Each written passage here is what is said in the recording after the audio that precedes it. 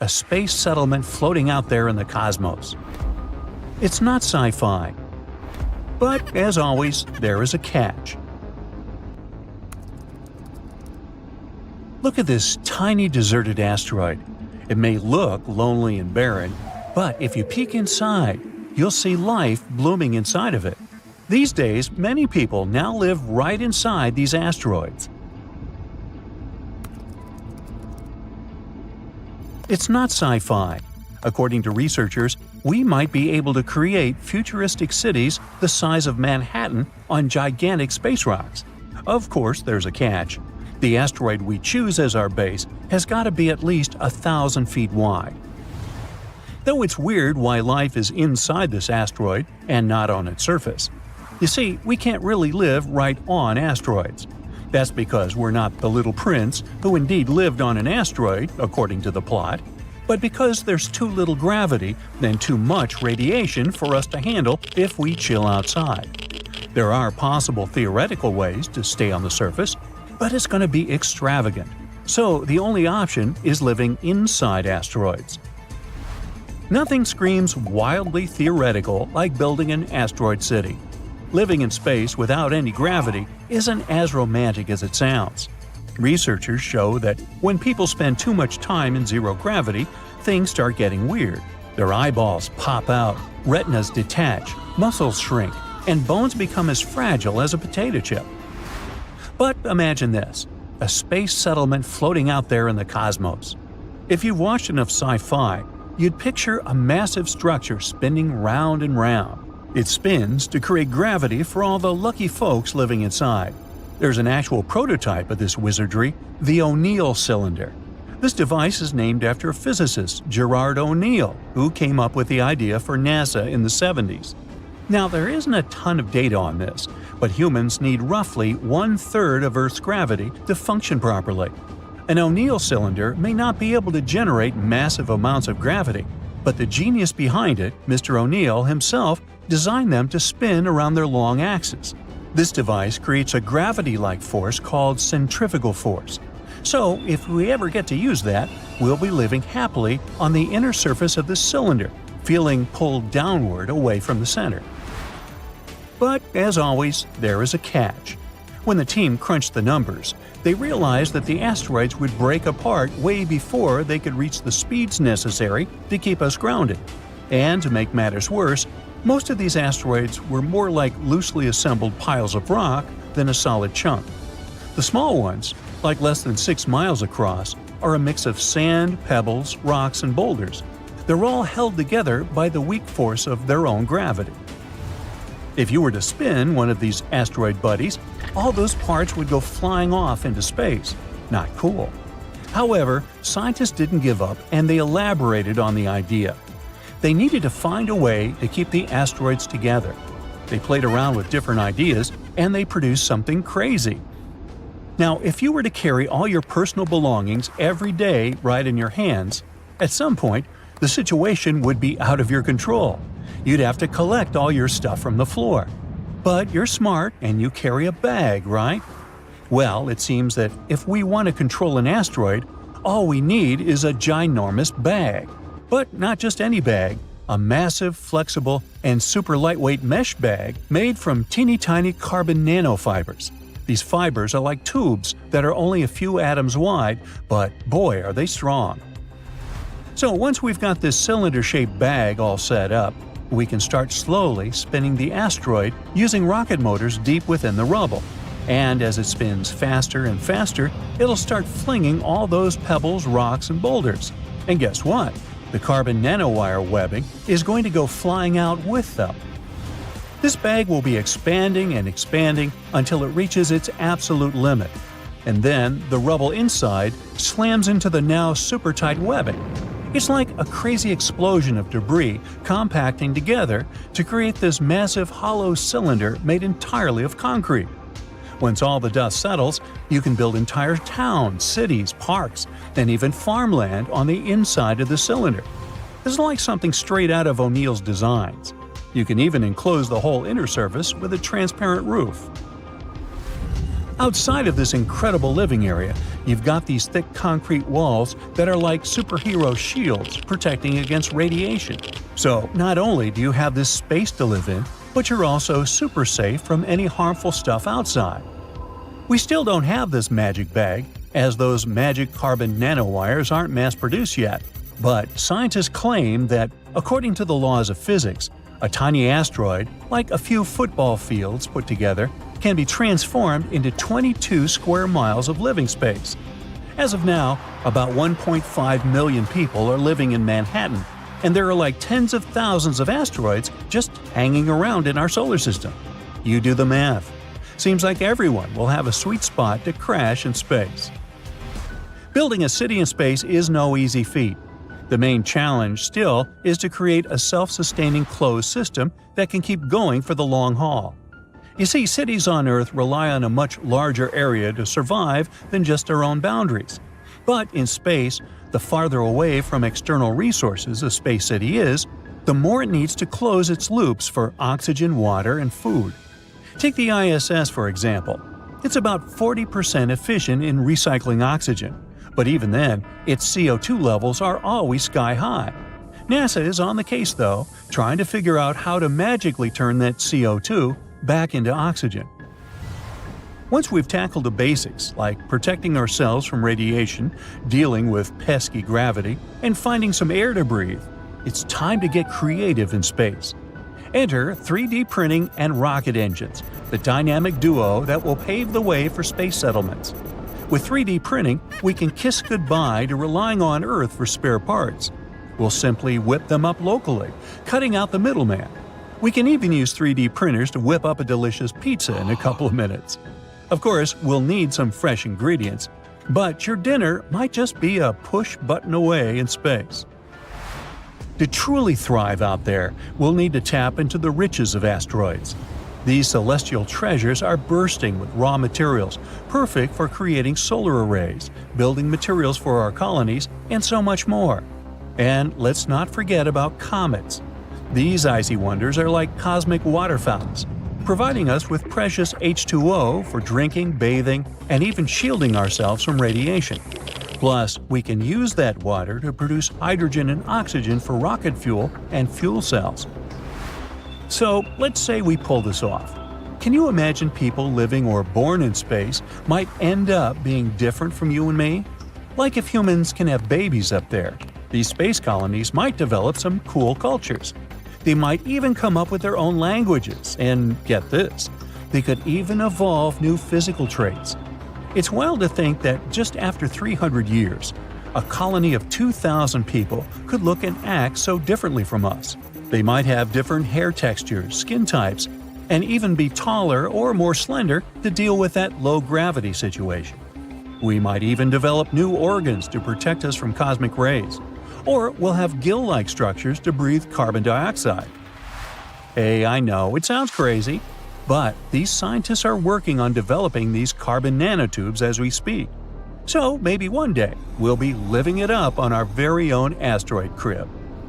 It might seem like asteroid cities are just too far-fetched, but let's take a trip back in time for a moment.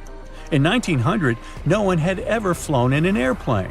But today, thousands of people are zooming through the sky, comfortably seated in chairs, traveling at hundreds of miles an hour high above the ground, unaware that their luggage is on another plane going to a different destination.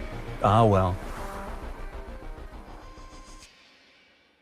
Hundreds of millions of rocks orbit the Sun within the asteroid belt between Mars and Jupiter, but only some of them come relatively close to Earth. NASA classifies asteroids orbiting within 30 million miles of our planet as near-Earth objects, and inside this group, there are particularly worrisome objects. Those are so large and orbit so closely to our home planet that they could turn into a real threat to the world should a direct collision occur. At the moment, NASA is keeping a close eye on an asteroid named Bennu. It's a fairly large space object that might smash into our planet in 159 years. According to the experts, the asteroid, which was first spotted in 1999, is quite likely to drift into the orbit of our planet. If it happens, it might collide with Earth by the 24th of September, 2182. Asteroid Bennu is thought to be taller than the Empire State Building. If that hits our planet, the collision will release 1,200 megatons of energy. That's an enormous amount of energy that nothing built on Earth could produce. Scientists from NASA believe that during the flyby in the 22nd century, there's a tiny chance that the asteroid will pass through a gravitational keyhole. That's a region of space that might set the space traveler on a certain path, which could result in the asteroid crashing into Earth. Bennu flies by our planet every 6 years. It has had 3 close encounters with Earth in 1999, 2005, and 2011. These days, scientists estimate the chance of the asteroid hitting our planet by 2182 as 1 in 2,700. That's more than 5 times a person's chance of being struck by lightning.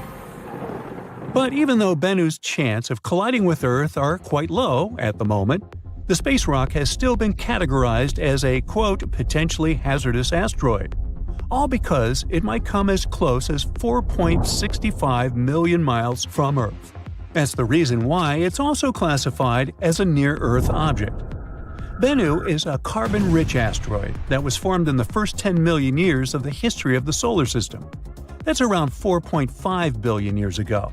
No wonder this space body holds precious clues to the origin and development of the rocky planets of our solar system, which are, as you recall, Mercury, Venus, Earth, and Mars. Even better, it may contain organic molecules, similar to those that are crucial for life to evolve. In 2020, NASA's OSIRIS-REx managed to briefly touch the surface of the asteroid. It collected some samples and propelled off the space rock afterward. For NASA, it was the first mission of this kind.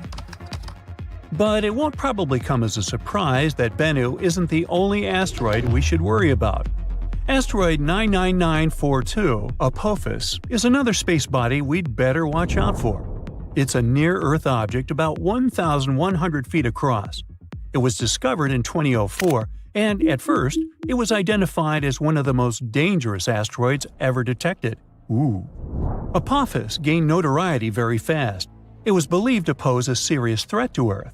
Experts predicted that it would come uncomfortably close to our planet in 2029. Luckily, after a more careful examination of Apophis and its orbit, astronomers concluded that there was no risk of the asteroid colliding with our planet for at least a century.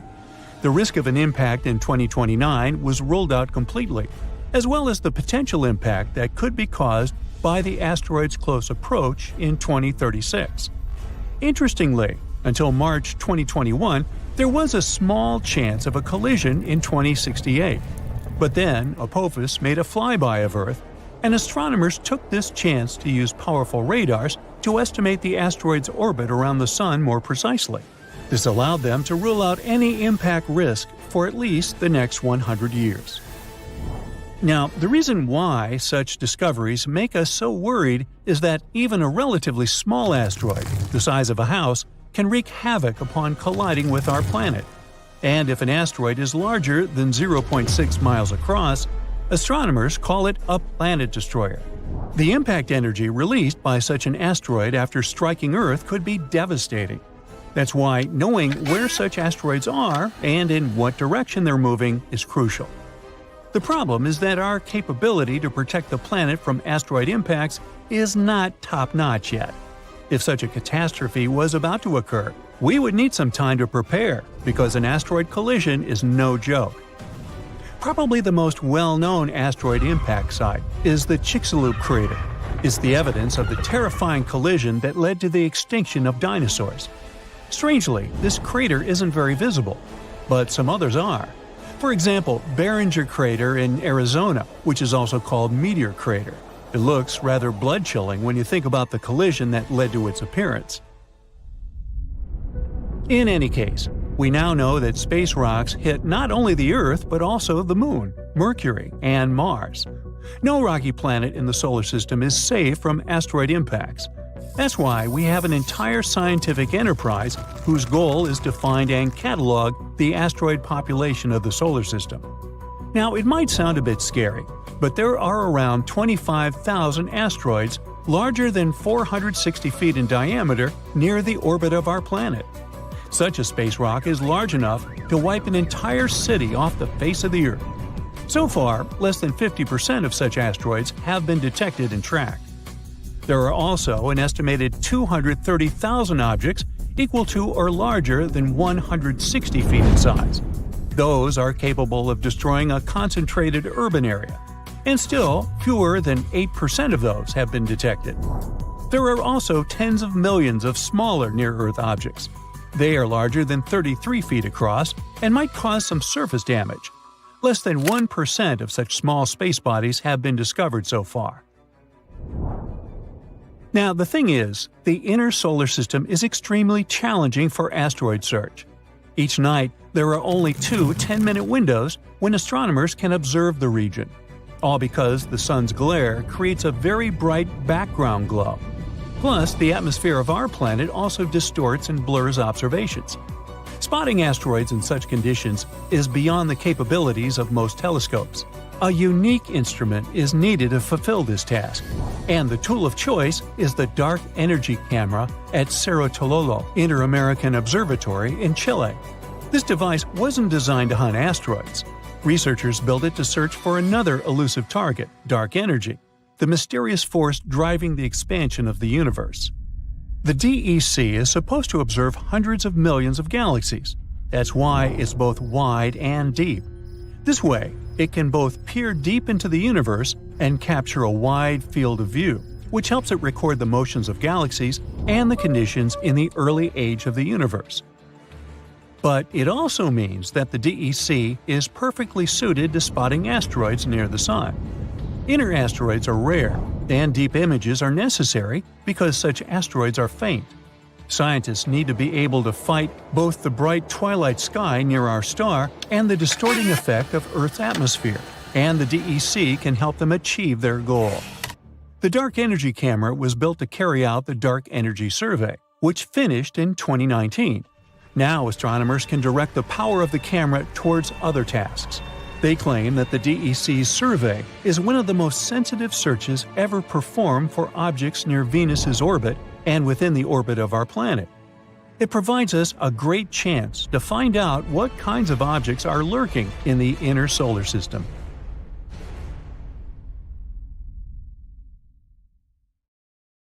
So, theoretically, humans can survive an asteroid that has the potential to destroy entire planets. It won't be a walk in the park, though.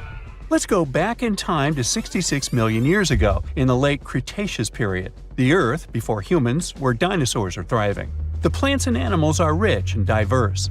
You'd see a T-Rex chasing a Triceratops, or the massive Alamosaurus, one of the biggest animals to ever roam the planet, towering over the landscape. In Texas, they remember the Alamosaurus. And watch out for the Ankylosaurus, a living tank swinging its tail like a wrecking ball at any threat. As you're about to enjoy a quiet evening under the stars, a bright new light appears in the sky of the northern hemisphere. Now, a new star in the sky doesn't really stand out at first. It's just twinkling like the rest.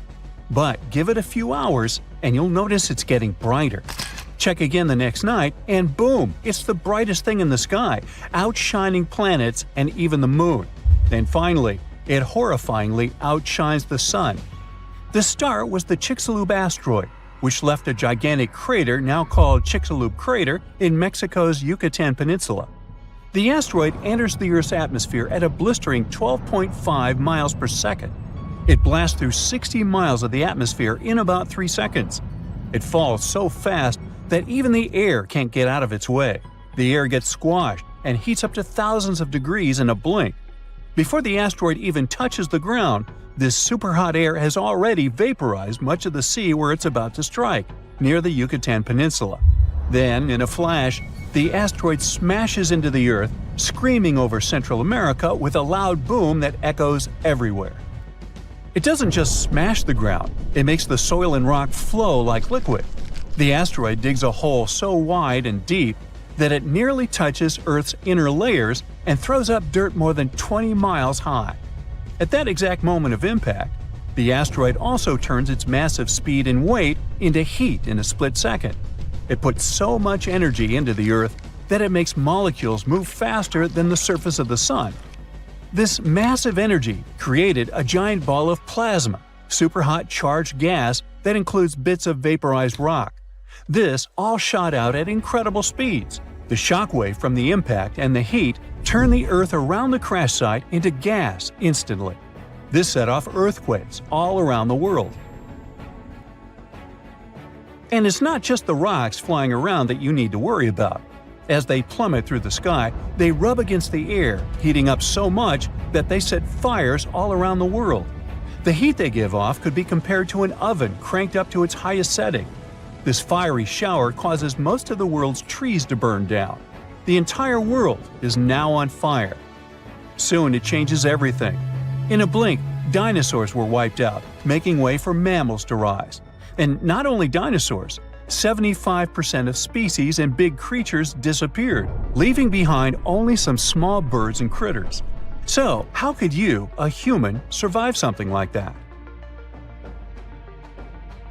Now, some animals made it back then.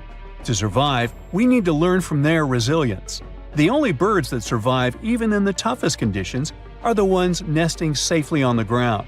Among the few larger animals that manage to dodge extinction, all have ways to deal with the heat. Some, like certain small mammals, snakes, and lizards, can dig themselves into cooler underground burrows. Others, like crocodiles and turtles, just hide in the water. So, if you're exactly on the other side of the planet when the strike happens, and you act super fast, you might just make it. Right now, the impact is about 10,000 miles away, but don't underestimate its power. As soon as you hear the loud boom, head underground as quickly as you can. And be careful, because you'll feel the earth shake about 30 minutes later. Hide in a deep cave, preferably with a narrow entrance. It would protect you from the falling debris, and the temperatures underground would be stable. Also, some caves have natural water sources, rivers or streams. You might also prepare for the not-so-great diet of insects, fungi, or poor small animals that also seek refuge in the cave system. But it's better than nothing.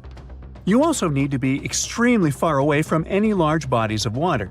Being near the ocean might seem like a safe bet during a massive asteroid impact because the sea can buffer extreme temperature changes. But the earthquakes trigger terrifying tsunamis, even in lakes or fjords. The asteroid's crash sets off not just one tsunami, but many, and they're as tall as skyscrapers. Within an hour, colossal waves between 600 and 1,000 feet high hit the Gulf Coast, slamming into places like Mexico and the southern United States, and flooding miles inland. These waves are so powerful, they even push rivers backward. These tsunamis continue around coastlines, reaching the east coast of the United States, and 6 hours later, they hit Europe, Africa, and the Mediterranean. By 15 hours after the impact, there isn't a coastline on Earth that hasn't felt the wrath of these waves. Well, let's say you survived the initial impact somewhere deep underground, but your troubles have only begun. The Chicxulub asteroid strikes a region loaded with sulfur. This sends 100 billion tons of sulfur and an enormous amount of water into the sky. The water vapor forms massive storm clouds. They start to rain acid. In colder places, huge snowstorms bury the land under feet of snow each day. The impact also vaporizes massive amounts of oil, throwing up 150 football stadiums worth of it into the air.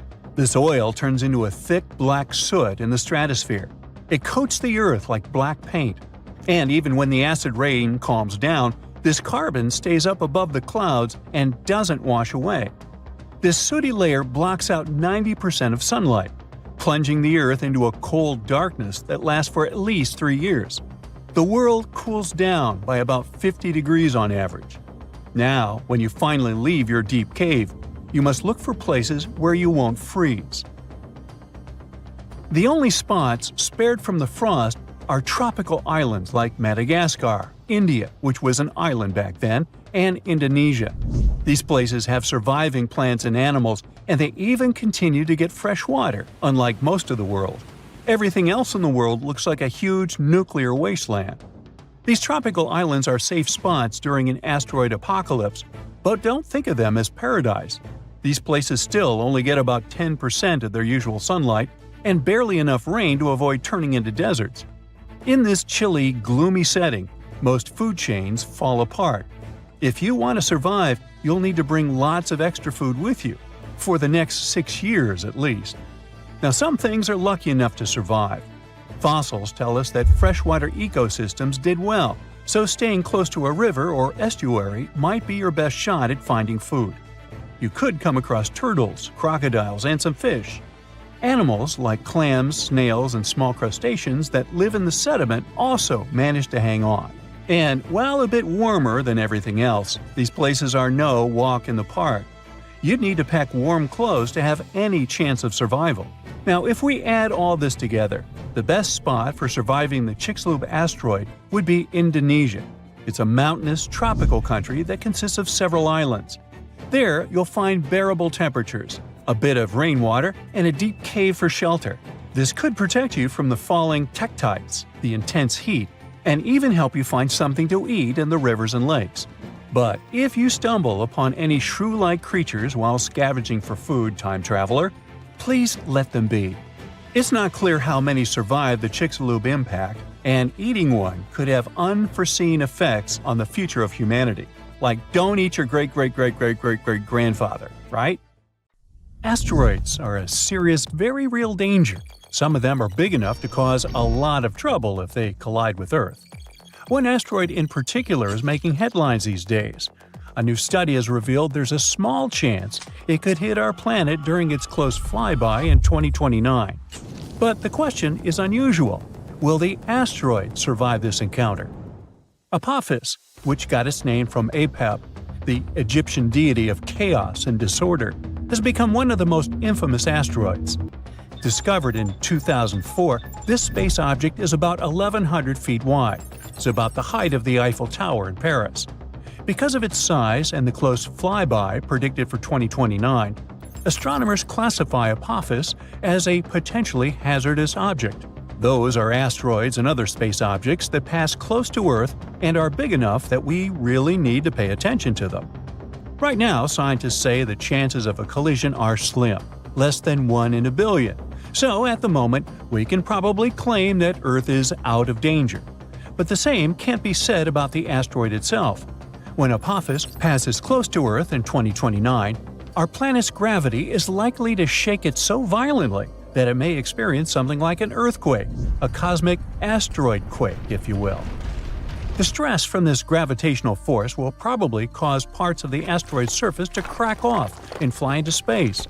And even though this might not be a full-blown disaster, and the asteroid won't fall apart completely, it's very likely to lose some material during the flyby. Some of this debris might just stick around in orbit, while other bits could fly off into deep space. Over time, this catastrophe could affect Apophis's rotation, causing it to spin differently or tilt in a way it hasn't before.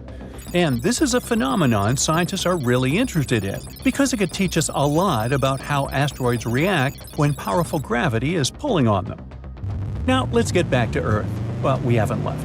Anyway, even though the asteroid isn't big enough to wipe out the planet like the asteroid that destroyed the dinosaurs, it's large enough to cause serious damage to a large city if it ever collided with Earth. It could mess with the climate all over the planet, too. At the moment, it looks like the space rock will sail past Earth at a distance of around 20,000 miles. It's still worryingly close, but far enough to avoid a collision. To put it in perspective, that's less than a tenth of the distance between Earth and the Moon. So while Apophis likely won't hit us, this flyby could still cause problems for some of the satellites orbiting Earth. They will be much closer to Apophis than we are. The key point is that we can't rule out a risk of a collision in a few more years. As Apophis gets closer, astronomers will keep a very close eye on its trajectory to make sure it doesn't veer off course due to the influence of Earth's gravity. In fact, this gravitational pull could actually cause some serious changes to the asteroid itself. Now, even though Apophis is not likely to cause a global disaster if it were to hit Earth, the consequences would still be pretty severe. The impact could destroy an entire city, and the resulting climate changes could mess with food production for years. It wouldn't be an extinction-level event, but it would still be a huge deal. Now, Apophis is not the only asteroid we need to worry about. Scientists are constantly on the lookout for other asteroids that could potentially cause harm to our planet. Thanks to new technology, astronomers can now track dangerous space rocks from way farther out in space. One cool new method they're using involves studying meteor showers. These showers are actually caused by long-period comets that have been orbiting the Sun for hundreds or even thousands of years. As these comets pass by, they leave a trail of dust and debris, which can end up creating meteor showers when Earth passes through them. Scientists analyze the properties of meteor showers, like their speed, direction, and where they come from. This can help them trace the particles back to their parent comet or asteroid. It's actually a big deal, because it means we might be able to spot potentially hazardous asteroids long before they get close to Earth.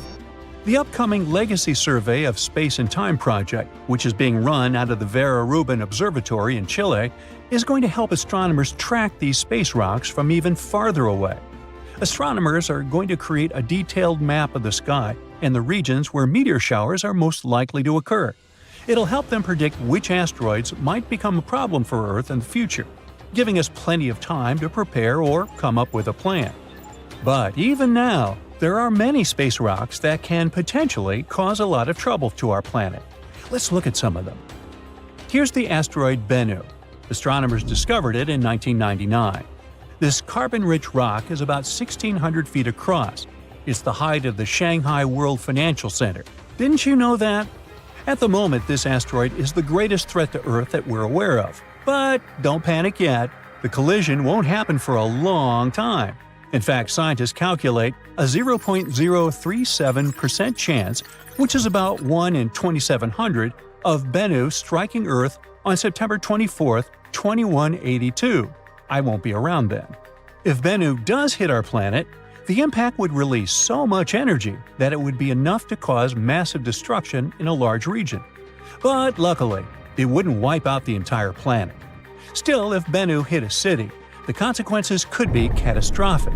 NASA's OSIRIS-REx spacecraft has recently visited Bennu and returned with samples, so scientists are learning more about this asteroid all the time. The next asteroid is another one to keep an eye on. It was first discovered in 1950, but wasn't seen again until 2000. Right now, scientists say there's a very slim chance, 1 in 34,500, that it could hit Earth on March 16, 2880, 800 years into the future. So, am I worried? Nah. If it did strike, it would release so much energy it could lead to a global catastrophe, potentially wiping out humanity. Or not. Our next asteroid has been discovered only recently. It was spotted in October 2023. It has a very low chance of striking Earth on October 10, 2119. Man, they got it down to the day? Now, if it were to collide with our planet, the impact would release a lot of energy, which would have a devastating effect for large areas. So, while the arrival of this asteroid is a long shot, this asteroid is still worth keeping an eye on. Now, this asteroid is known as a lost asteroid because it hasn't been seen since 2007. No wonder, it has a very uncertain orbit, and we can't predict its movements. NASA says there's a tiny chance, about 1 in 10 million, that it could strike Earth on March 3, 2030. If it did, the energy released would be able to cause huge regional damage. Finally, we've got this space wanderer. On the one hand, it hasn't been seen since 1979. On the other, scientists believe that there's a very low chance that it could hit Earth on December 14, 2113. Mark your calendars. If it did, the impact would cause a lot of damage and devastation, but it would not lead to the end of humanity. Now, in any case, even though the chances of an asteroid hitting Earth are low, the consequences of such an event could be huge. That's why scientists are so focused on studying these space rocks and tracking their movements. Thanks to new technologies, we can track dangerous objects from farther away and catch them earlier. It can give us more time to react and come up with some effective solutions. Imagine a planet with no sun. Once it became unwanted in its own star systems and got ejected into the soulless emptiness of space. Or maybe it didn't even have its own star system. It was born lonely. I'm talking about a rogue planet. Such planets are also called orphans, nomads, unbound, and sunless. It all sounds pretty sad, doesn't it? The rogue planet in question doesn't have sunlight. The never-ending night reigns on its surfaces. No light means no warmth, and that's why there isn't any kind of life on this frozen world. But believe me, this isn't the scariest part. One day, a rogue planet might push Earth out of its cozy spot near the Sun.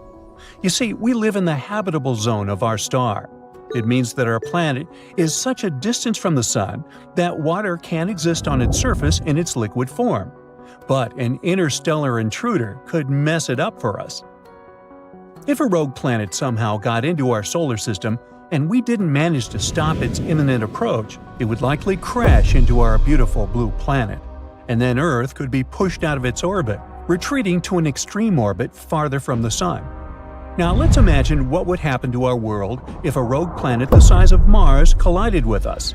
Most likely, people would react with panic and desperation. We've had a few sad examples of space intruders wiping more than 3/4 of all life forms off the face of the planet. One more similar event would be devastating. The immediate impact, pardon the pun, of such a collision would be truly catastrophic. It would lead to massive losses of life and destruction of huge areas of the planet.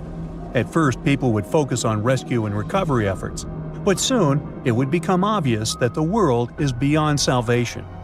The climate all over the planet would start getting colder and colder. Plus, the farther our planet would be from the Sun, the weaker the star's gravitational pull on our planet would be. In the end, our beautiful Earth would get too far away from its main source of light and heat. It would turn into a lifeless piece of rock covered with a thick layer of ice. Well, that's rather grim. But what if humanity had foreseen this catastrophe and prepared for it in advance? What would our life look like, and where would we live after the cosmic disaster?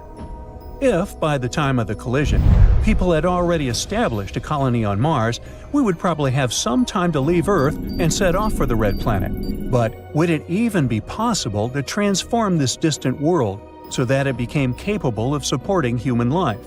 Oh, and it would no doubt be an enormous feat. You see, Mars is an extremely dangerous place to us. If you somehow teleported there without any protective suit, the gas in your blood would instantly turn into bubbles, which is not good. Add oxygen deprivation, cold exposure, and radiation poisoning to the equation, well, you get the picture. But if a rogue planet destroyed life on Earth, we'd have no choice. We would need to create a stronger magnetosphere on the Red Planet to shield it from the Sun's ultraviolet radiation. For the same reason, Mars would need a thicker atmosphere too. Right now, the Martian atmosphere is almost entirely composed of carbon dioxide with tiny amounts of oxygen. This air is not suitable for people. For humans to live there comfortably, Mars would also need to be warmer. And if we managed to somehow warm the planet up, we'd also be able to release frozen carbon dioxide. At the moment, there are vast reserves of this gas at the Red Planet's polar caps and other areas. It would help the atmosphere to become thicker, making it possible for water to exist on the surface of the planet. Also, we would need some place to live. NASA has been experimenting with light inflatable habitats, but obviously it wouldn't be a long-term solution. At the same time, it's incredibly expensive to deliver building materials to Mars, especially if we were pressed for time, escaping our poor collapsing Earth. So instead of shipping prefabricated construction elements to the Red Planet, we could grow them right on its surface. We could achieve this with the help of fungi and cyanobacteria. They can produce tons of biominerals like calcium carbonate, as well as biopolymers. They would be able to glue Martian rocky material covering bedrock into real building blocks. In other words, bricks on Mars would be growing on their own, and we'd only have to assemble them into different structures, like walls, floors, and even furniture. At the same time, such a young colony wouldn't be able to survive for more than a generation without getting more supplies from Earth. But, as you understand, this option would be unavailable. Then, maybe people would move to colonies located on numerous space stations located far enough from the impact event. In this case, we would be able to avoid the destruction. But such habitats would have to be large enough to support farming and medical facilities, power-generating factories, educational establishments, and many more. And it would be hard work to support such stations without necessary supplies, when a simple equipment breakdown could turn into an unsolvable problem. But let's imagine that our descendants decided to find Earth several thousand years later and succeeded. As you remember, our planet would have changed its position, hanging out way further from the Sun. Now, hopefully, Earth would have regained its magnetic field after the impact, as well as a little of its original atmosphere. But those who would return to Earth would need water, oxygen, and sufficient atmospheric pressure.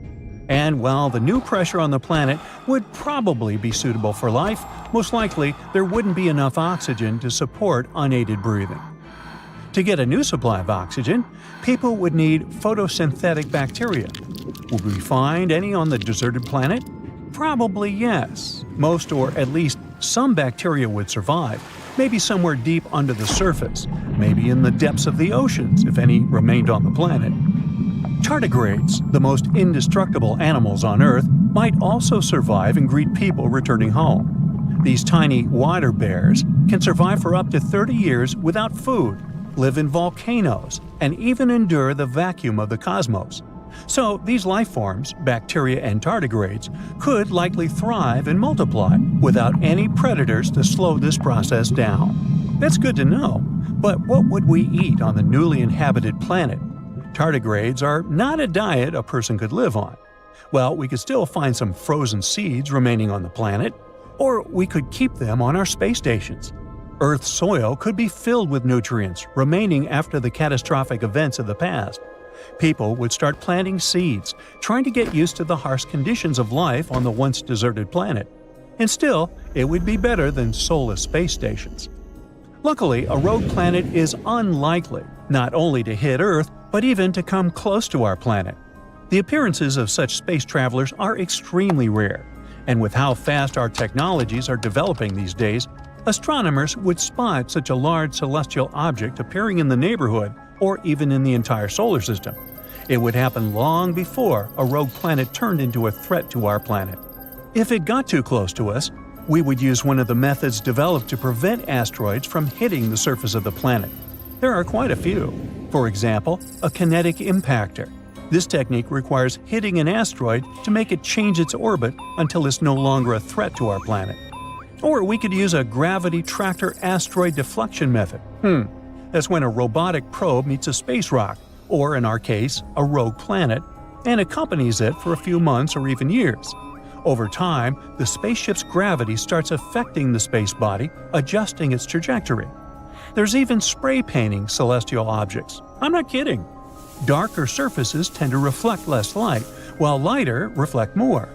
Toying with these features, we can make a rogue planet change its course. If we found enough paint to cover an entire planet, that is.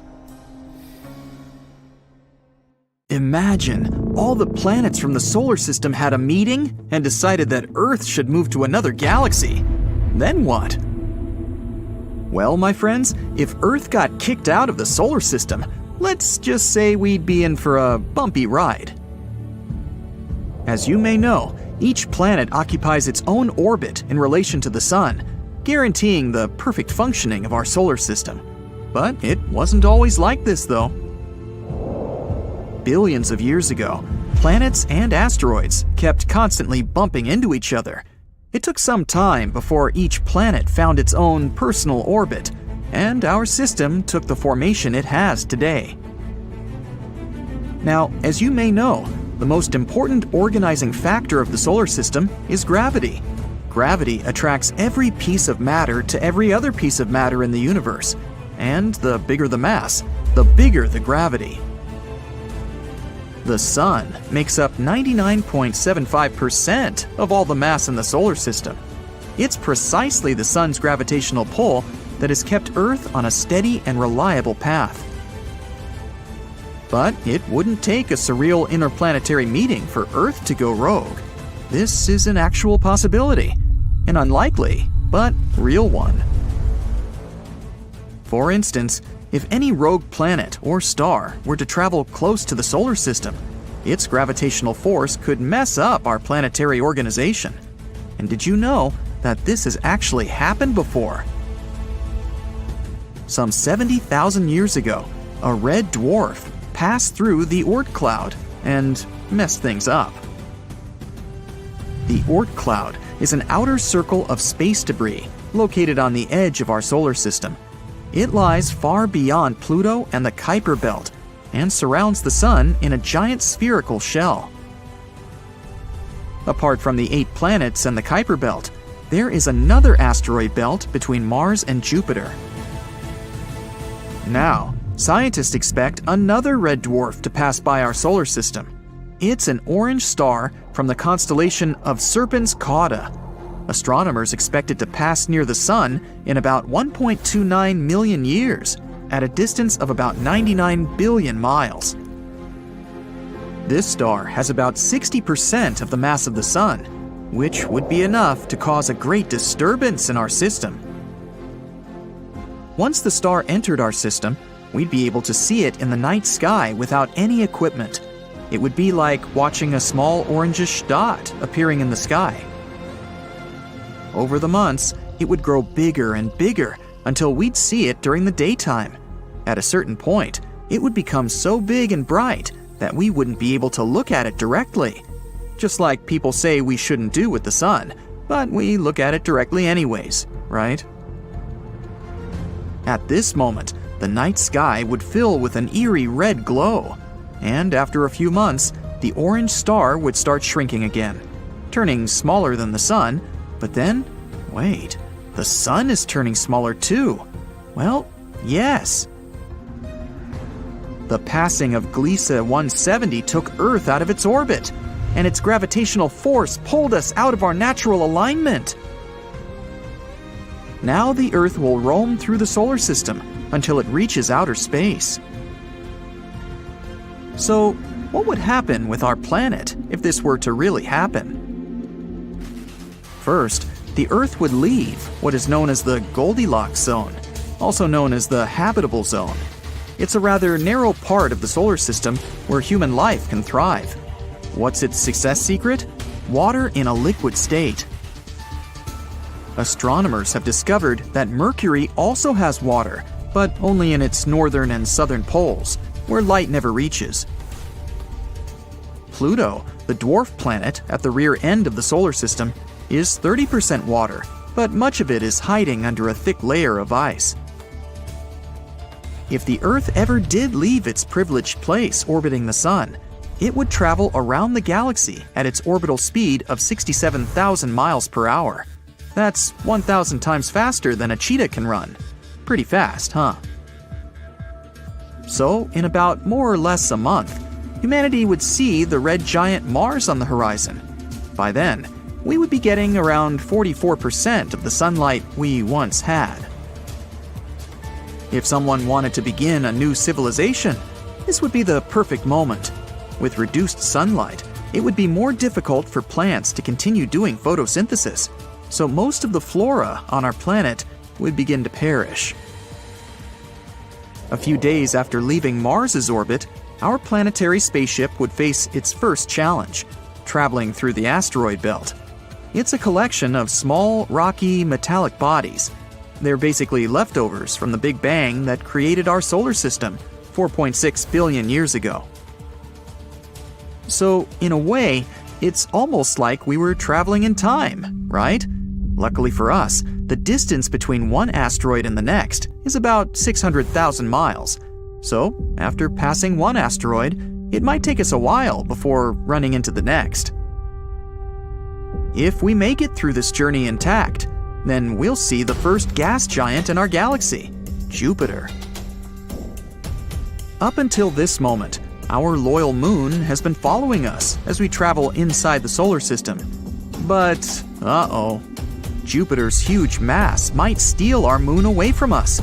After all, Jupiter's gravity is twice as strong as Earth's. If our moon did join Jupiter's orbit, it would be no less than its 80th moon. A bit too many moons, if you ask me. At this point in our travels, the Earth's atmospheric temperature would have fallen drastically to around -229 degrees Fahrenheit. So life on Earth would only be possible in very specific places. Most of our planet's water would be frozen at this point, but only on the surface. Thanks to the Earth's core activity, it would heat our oceans from below, allowing heat to escape and maintain some water in the liquid state. In fact, the Earth's core would remain active for billions of years after it has left orbit. In this scenario, microbes living near hydrothermal vents would thrive. But perhaps some life would also be possible near the heat provided by thermal vents above the surface, in places like Yellowstone Park. A great option for humanity would be to build cities deep underground. This would be our best bet if we wanted to keep human life on planet Earth. 10 years after our departure, we would be deep into the interstellar voyage. We'd be over 2.8 billion miles from the Sun. Our solar system would be nothing but a distant memory. If you were still living on Earth at that point, then you'd probably be coexisting with great technological advancements. Humans could build entire underground cities using geothermal energy. Maybe we'd even discover how to turn ice into power and create a sustainable and abundant system for fuel. Ice would also be our main source of water, and by then, the transformation process wouldn't be as expensive. Underground crops would thrive, but some plants would be better than others. Moss, fungi, and algae would be some great alternatives, as they are much easier to farm and grow in large numbers. This would mean that most of our diet would be plant-based, as it might be hard to keep grazing animals under the ground. Humanity could go on living thousands of years this way. If Earth happened to pass by some star with a habitable planet, we might even attempt to make a home on another planet. Spaceflight would become easier without the atmosphere in the way. So, yep, the idea of venturing into other planets would no longer seem too surreal in this scenario. The only thing that we would rather not happen to us is Earth running into a black hole. If that happened, let's just say we'd all be turned into spaghetti. Not literally, but we would go through a process that is called spaghettification. In this case, planet Earth, and everyone still living on it, would be vertically stretched up to the point of, well, vanishing. But that's the subject of another video. Fortunately, even if all this could be true, we wouldn't be caught by surprise. Thanks to scientific and technological advancements, we would be able to predict if a star were to pass too close to our home planet. And even if we couldn't stop a star, we would most certainly manage to do everything to prepare. So, who knows? Maybe the future generations will be watching this video, surprised at how precisely we figured the future out. Magma oceans, supersonic winds, scorching hot days, and instead of rain, a bunch of rocks falling on your head. Just another one of those days, huh? Astronomers recently discovered a new superplanet out there. K2 414b is an exoplanet that's around 200 light-years away and in serious need of a new name. An exoplanet is just a fancy way of saying that a planet orbits its own star in another solar system. The Earth orbits the Sun, so this planet has its own orbit party going on. So what makes K2, bunch of numbers, so scary? Picture our beautiful little blue planet Earth. Now imagine that all the volcanoes in the world suddenly erupted at the same time and lava covered the oceans and seas. Fiery hurricanes, thousands of times faster than normal, blow all over the place, 24/7. And it starts raining rocks every now and again. Rocks, like on your head. Thankfully, not in your head. This scary planet came into our lives about 2 years ago. Scientists are still studying it. So, what's a typical day like? For starters, you can forget about breathing. Oxygen decided to take a pass on this planet. You'd have to get used to sodium, silicon monoxide, and silicon dioxide, which is, as you guessed, not great. And that's just scratching the surface. Who knows what other chemicals are lying around? And yes, magma oceans. The planet's surface is covered in molten magma as far as the eye can see.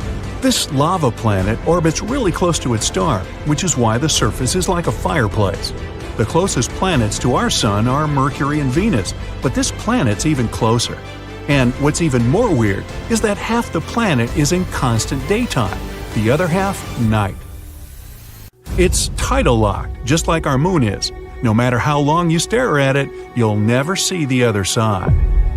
That's why the all-day, everyday scorching fiery side is so hot and overflowing with magma oceans, while the other side's in a constant state of deep freeze. If the magma doesn't burn you, you've still got big problems, and please don't look up. It's raining rocks. On Earth, water turns to steam, rises up, becomes clouds, cools, and falls as rain. Over there, on planet Fireball, it's exactly the same, except for it's rocks, people. The planet's so hot, it vaporizes rocks. Oh, and don't forget the supersonic winds with speeds up to 3,000 miles per hour. Imagine your hat getting blown off your head at 5 times faster than an airplane.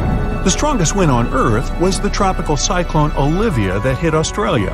It was blowing at 250 miles per hour. Now imagine 12 times that. On the sunny side of the planet, you're looking at a roasting 5,000 degrees. The hottest it ever got on Earth's surface was in California, 135 degrees. It's pretty common for it to get near that temperature in the Sahara Desert, but that kind of heat's not exactly enough to make rocks evaporate.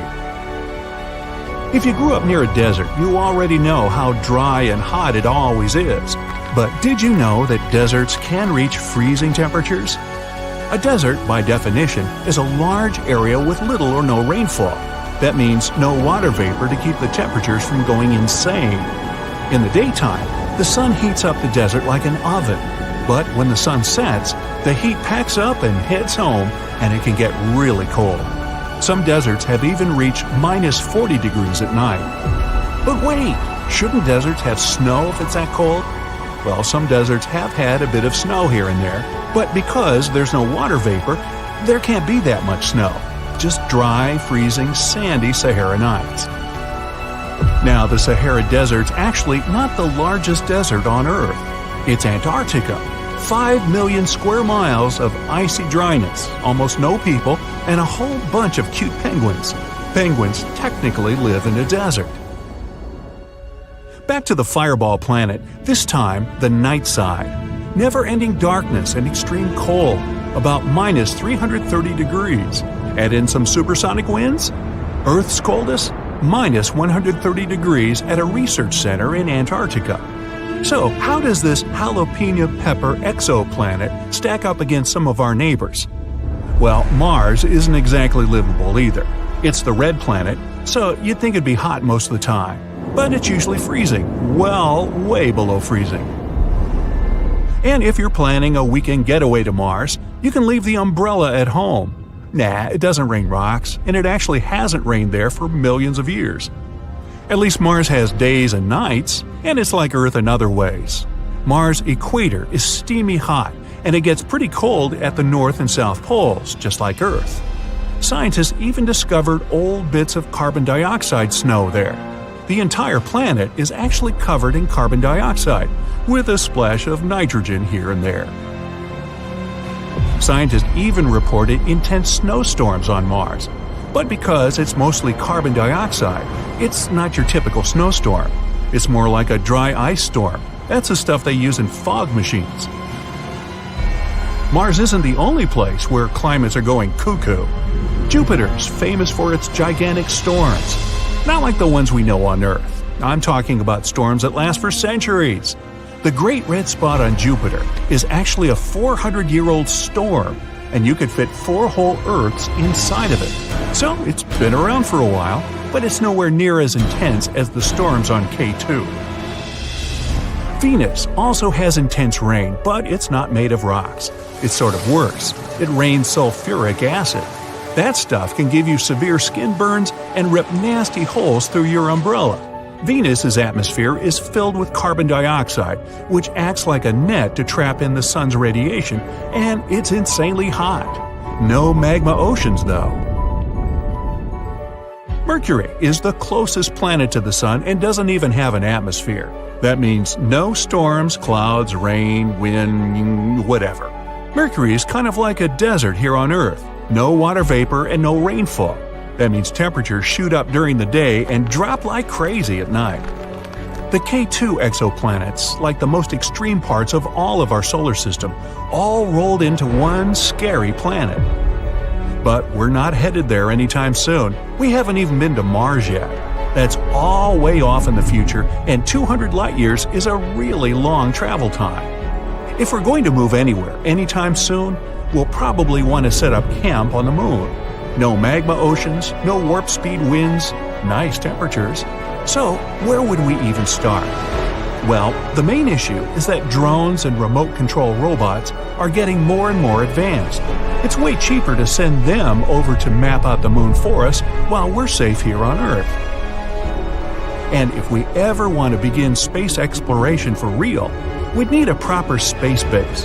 And what better place than our little shiny moon? So, why do we even study those far-off planets? What's the point? Well, planets are like people. They're all different ages and live in all different places. The more of them we study, the more we can understand why there's life, aka us, on Earth and not on any other planet so far.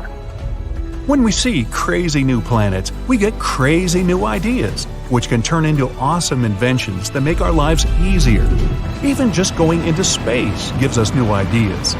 Scratch-proof lenses, some firefighting equipment, water filtration systems, wireless headsets, invisible braces, that tiny vacuum you use to clean those crumbs in from between your couch cushions, they were all invented to help astronauts work better in space. And now they make our lives better every day. Maybe we'll figure out a new energy source someday, thanks to a far-off planet or star. Or we might discover a new compound that will make our buildings stronger or more energy efficient.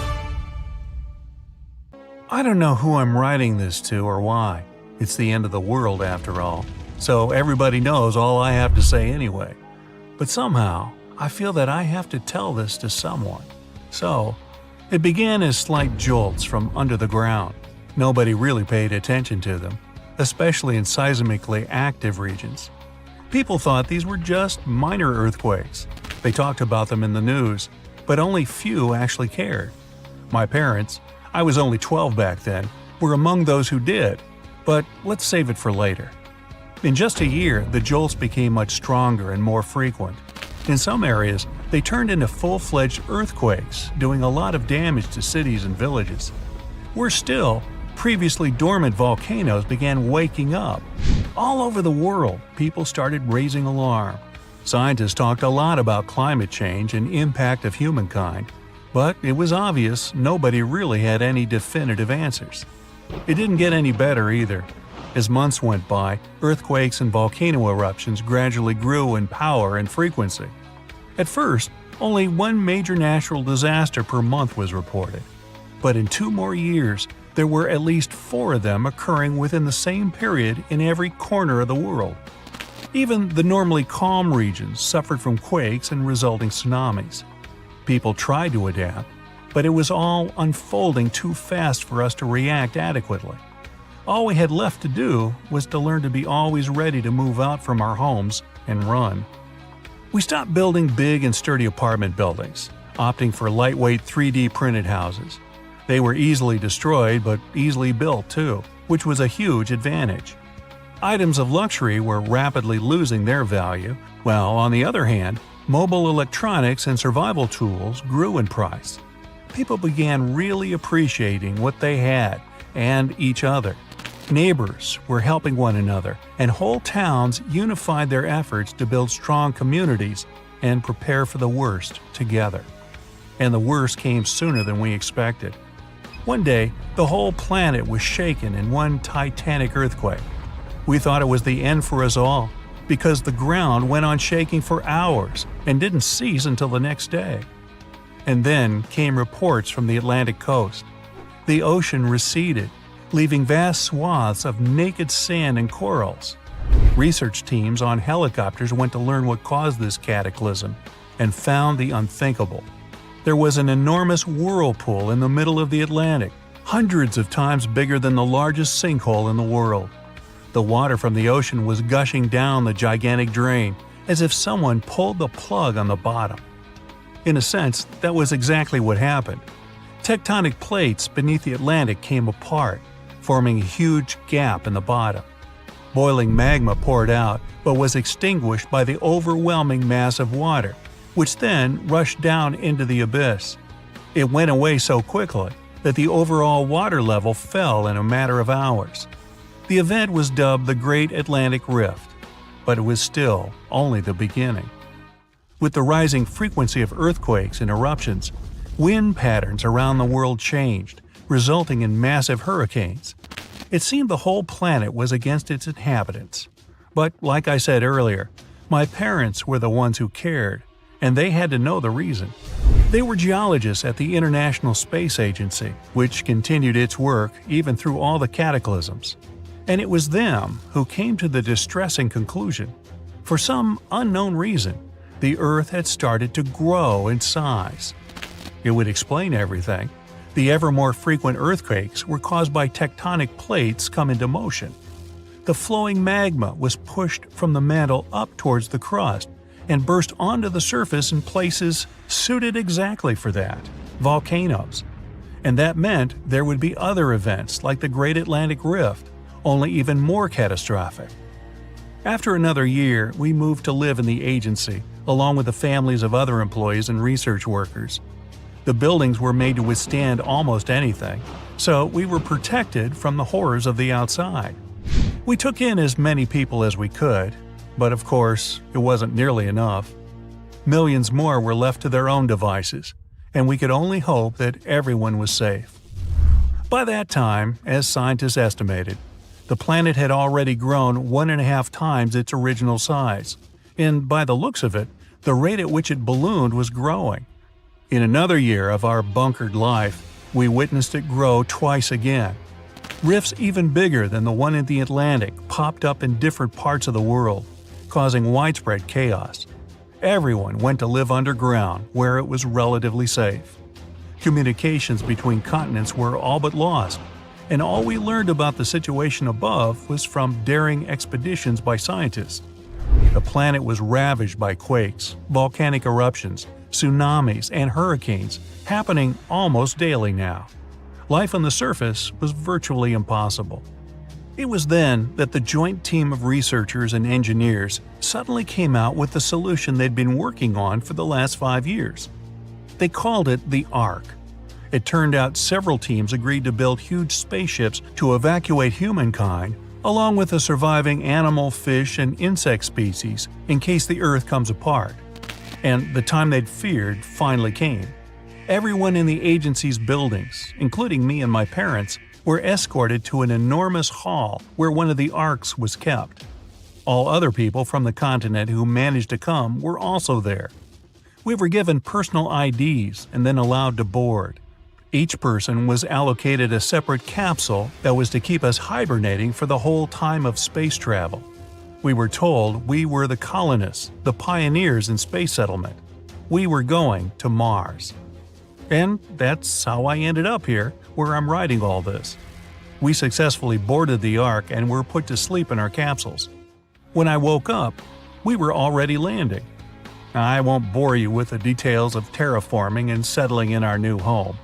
At first, we all wore special suits equipped with oxygen tanks. But soon enough, we built a dome with artificial atmosphere and started making the territory suitable for living, both for us and for the animals we brought. Since then, 10 years have passed already. We're feeling almost at home on the red planet, which isn't really red anymore. There are lush forests and big cities sprawling all around. Mars is inactive, so there are no earthquakes or hurricanes here. Life is pretty peaceful, although it's as busy as can be with all the work that still has to be done. But all this time, we've all been anxiously watching our home planet grow in size. At first, it was barely visible in the night sky, but as months passed, it became more and more apparent until one day it could be viewed in some detail with an unaided eye. Today, it's the size of the moon in our skies and visible even in the light of day. The sun is much smaller from here than it was seen from Earth, so basically, our home planet is now larger than its star. Through telescopes, we can see its surface covered in scars and fissures dozens of times bigger than the Grand Canyon. There are no more seas and oceans, and continents drifted far apart. The once green and blue and welcoming world is now a barren wasteland, boiling with fire and brimstone. The sun isn't helping it either. When the planet was small, the star bathed it in its light and warmth, giving it life and energy. Now, when Earth is 100 times larger, the sun is scorching its surface and burning off the remnants of its atmosphere. But even that's not all. With the size, the gravity has grown too. Being so big and massive, Earth has collided with the Moon, virtually eating it up. Venus, which was similar to the previous Earth, started to be tugged toward the suddenly grown planet and was soon to run into it as well. And Earth itself is slowly gravitating toward the Sun. Scientists say that one day it would first consume both Venus and Mercury and then get burned completely in the Sun's heat. Wow. All I can hope now is to never see it with my own eyes. Not so long ago, astronomers discovered a planet that got the name of UCF 1.01. This world is about 33 light-years away from Earth. This makes the planet our next-door neighbor, in the cosmic scheme of things, of course. Honestly speaking, the space body is only a planet candidate because astronomers haven't measured its mass yet, but they have high hopes. The wannabe planet is very different from our Earth. Just 1.7 million miles away from its star, it completes its orbit in a day and a half. It's a scorching, deserted world with the temperatures at the surface rising up to 1,000 degrees. Even more astounding, the entire planet is likely to be covered in magma. Even if UCF 10 ever had an atmosphere, it has definitely boiled away by now. But then, the question is, what if Earth once went through some catastrophic event, and it left our planet in the same state, boiling hot with the surface covered by a thick layer of lava? Would people manage to adapt to such conditions and move to live underground? It sounds unbelievable, but experts are sure that with time, humans would turn into healthy and rather happy mole people. Of course, life would be very different than today. No more sunsets and sunrises. No more traveling by plane and space exploration, unless people found a way to launch a rocket from under the ground. No more picnics in the park or sunbathing at the seashore. People would have to build a vast network of underground tunnels that would connect major cities. The most likely transport in this new world would be silent high-speed trains and electric cars. After moving underground, people would have not only physical but also psychological difficulties. In the beginning, their new home would be a dark, barren place, without fresh air and devoid of any color. To adapt to these tough living conditions, people would have to make some design changes. Greenhouses, well-lit parks with trees and illusions of the sky, familiar scents and sounds. All this would help people to adjust to their new life. After living underground for several generations, people would start to look a bit different. Pale because of the lack of sunlight, with sensitive large eyes adapted to dimmer lighting and more developed lungs. As for the very possibility of living underground, well, hear me out. You might imagine the Earth's depths as a huge mass of compressed solid rock. But the reality is different. This mass is heavily cracked. Water runs down the fractures and cracks in the planet's outer layer, the crust. Some of these streams reach the depth of many miles. In other words, subsurface Earth could probably support plant and animal life. If people lived underground, they wouldn't have a shortage of fresh water. Its reservoirs in the planet's interior contain 100 times more water than all the lakes, rivers, and swamps combined. Plus, this water trickles through the soil that acts as a purifier. But people would have to be super careful to keep the sources of water intact. Otherwise, the underground cities would get flooded and turn into giant water-filled traps. It would also be a great challenge to live without sunlight. Plants can't survive without the sun's ultraviolet light. It's absolutely necessary for photosynthesis because sunlight is used to get nutrients from carbon dioxide in water. One of the byproducts of this process is oxygen, the thing people can't live without. So no sunlight equals no plants equals no oxygen. Sunlight is also crucial for humans. For example, it helps your brain release serotonin, a hormone that boosts your mood and makes you feel focused and calm. Thanks to the ultraviolet B radiation in the sun's rays, your skin produces vitamin D. It's vital for a strong immune system and healthy bones, teeth, and muscles. That's why people would have to find a replacement for sunlight. Luckily, LED lamps that can give off UV wavelength could produce the light human bodies and plants crave so much. In the new underground world, there wouldn't be large sunlit fields. Instead, there would be sprawling greenhouses with LED lights shining from the ceiling. Special machines would feed plants and crops with recycled water rich in nutrients. In some areas, located in the narrow underground faults, people would use something like shipping containers instead of greenhouses. These containers would be packed with vertical rows of plants and blue and red LED bulbs. As for people, they would have to follow a vitamin D-rich diet. It'd mean eating a lot of egg yolks, cheese, fish, spinach, soybeans, and so on. If these foods weren't enough, vitamin D supplements would do the trick. Without daylight, people would have problems with their circadian rhythms that regulate sleep patterns. If you were isolated somewhere without a glimmer of light, you would easily sleep for 48 hours at a stretch. That's why people living under the Earth's surface would rely on artificial lights to control their internal clock. There wouldn't be any problems with electricity. It would be produced with the help of the Earth's inner heat. Such kind of energy is called geothermal, from the Greek words geo, earth, and therm, heat. It can be extracted from hot water and rocks. Like an onion, our planet is made up of several layers. The innermost part is a solid core around 1,500 miles across. Made of iron, it's surrounded by a scorching outer core. It's up to 1,400 miles thick and is mostly composed of liquid nickel and iron. The next layer is the mantle.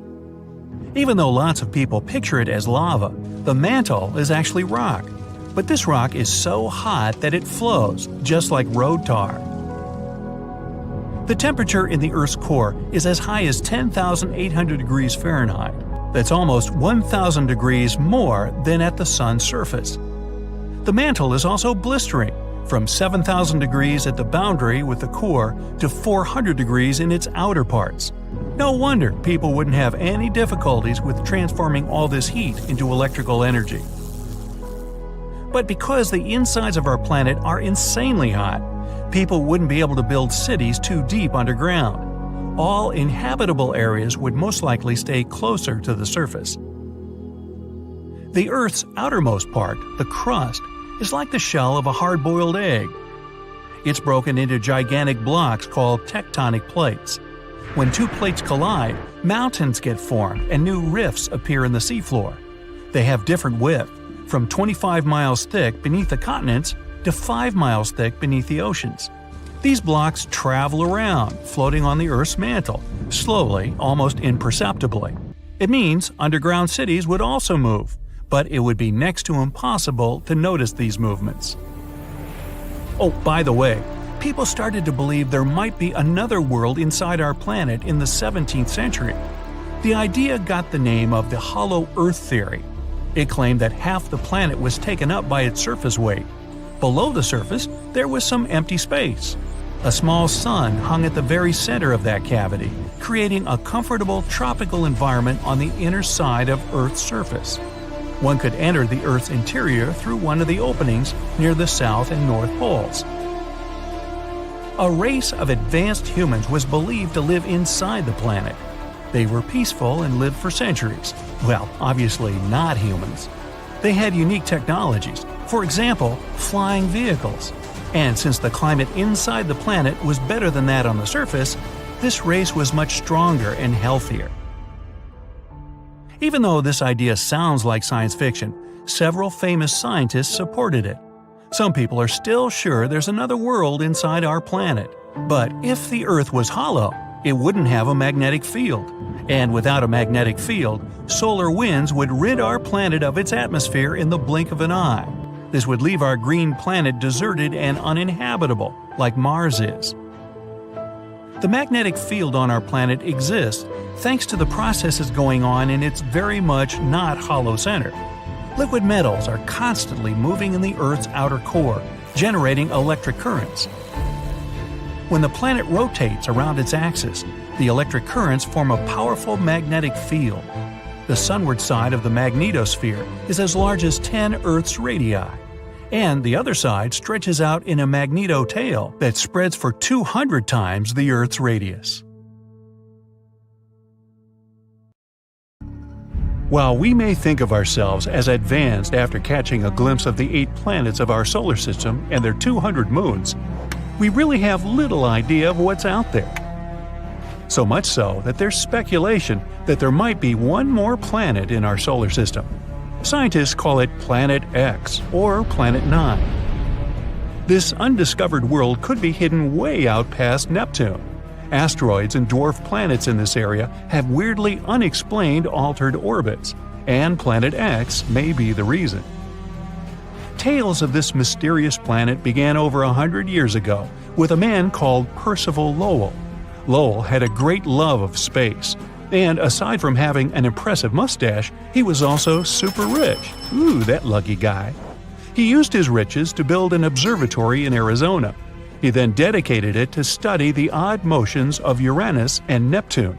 Their gravitational pulls are slower than those of all the other planets in our solar system, almost as if there is a giant hidden object pulling them off course. In 1906, Lowell theorized that there could be another planet out beyond Neptune. It probably caused those strange cosmic happenings. The man called this potential space body Planet X. In 1930, Pluto was discovered by Clyde Tombaugh at Lowell's very own observatory. It finally looked like people had an explanation for the weird orbital patterns. Lowell's team was on cloud 9 after the discovery, but their celebrations were short-lived. Soon, they found out that Pluto is way too small to be having that much of an effect on the surrounding planets. And it was also too far away from them, so it was back to the drawing board. Planet X, if it exists, is 10 times the size of Earth and 4 times its radius. It would take at least 10,000 years for the planet to orbit the Sun, and it would sit over 200 times further out than our home planet. That's 600 astronomical units from the center of the solar system.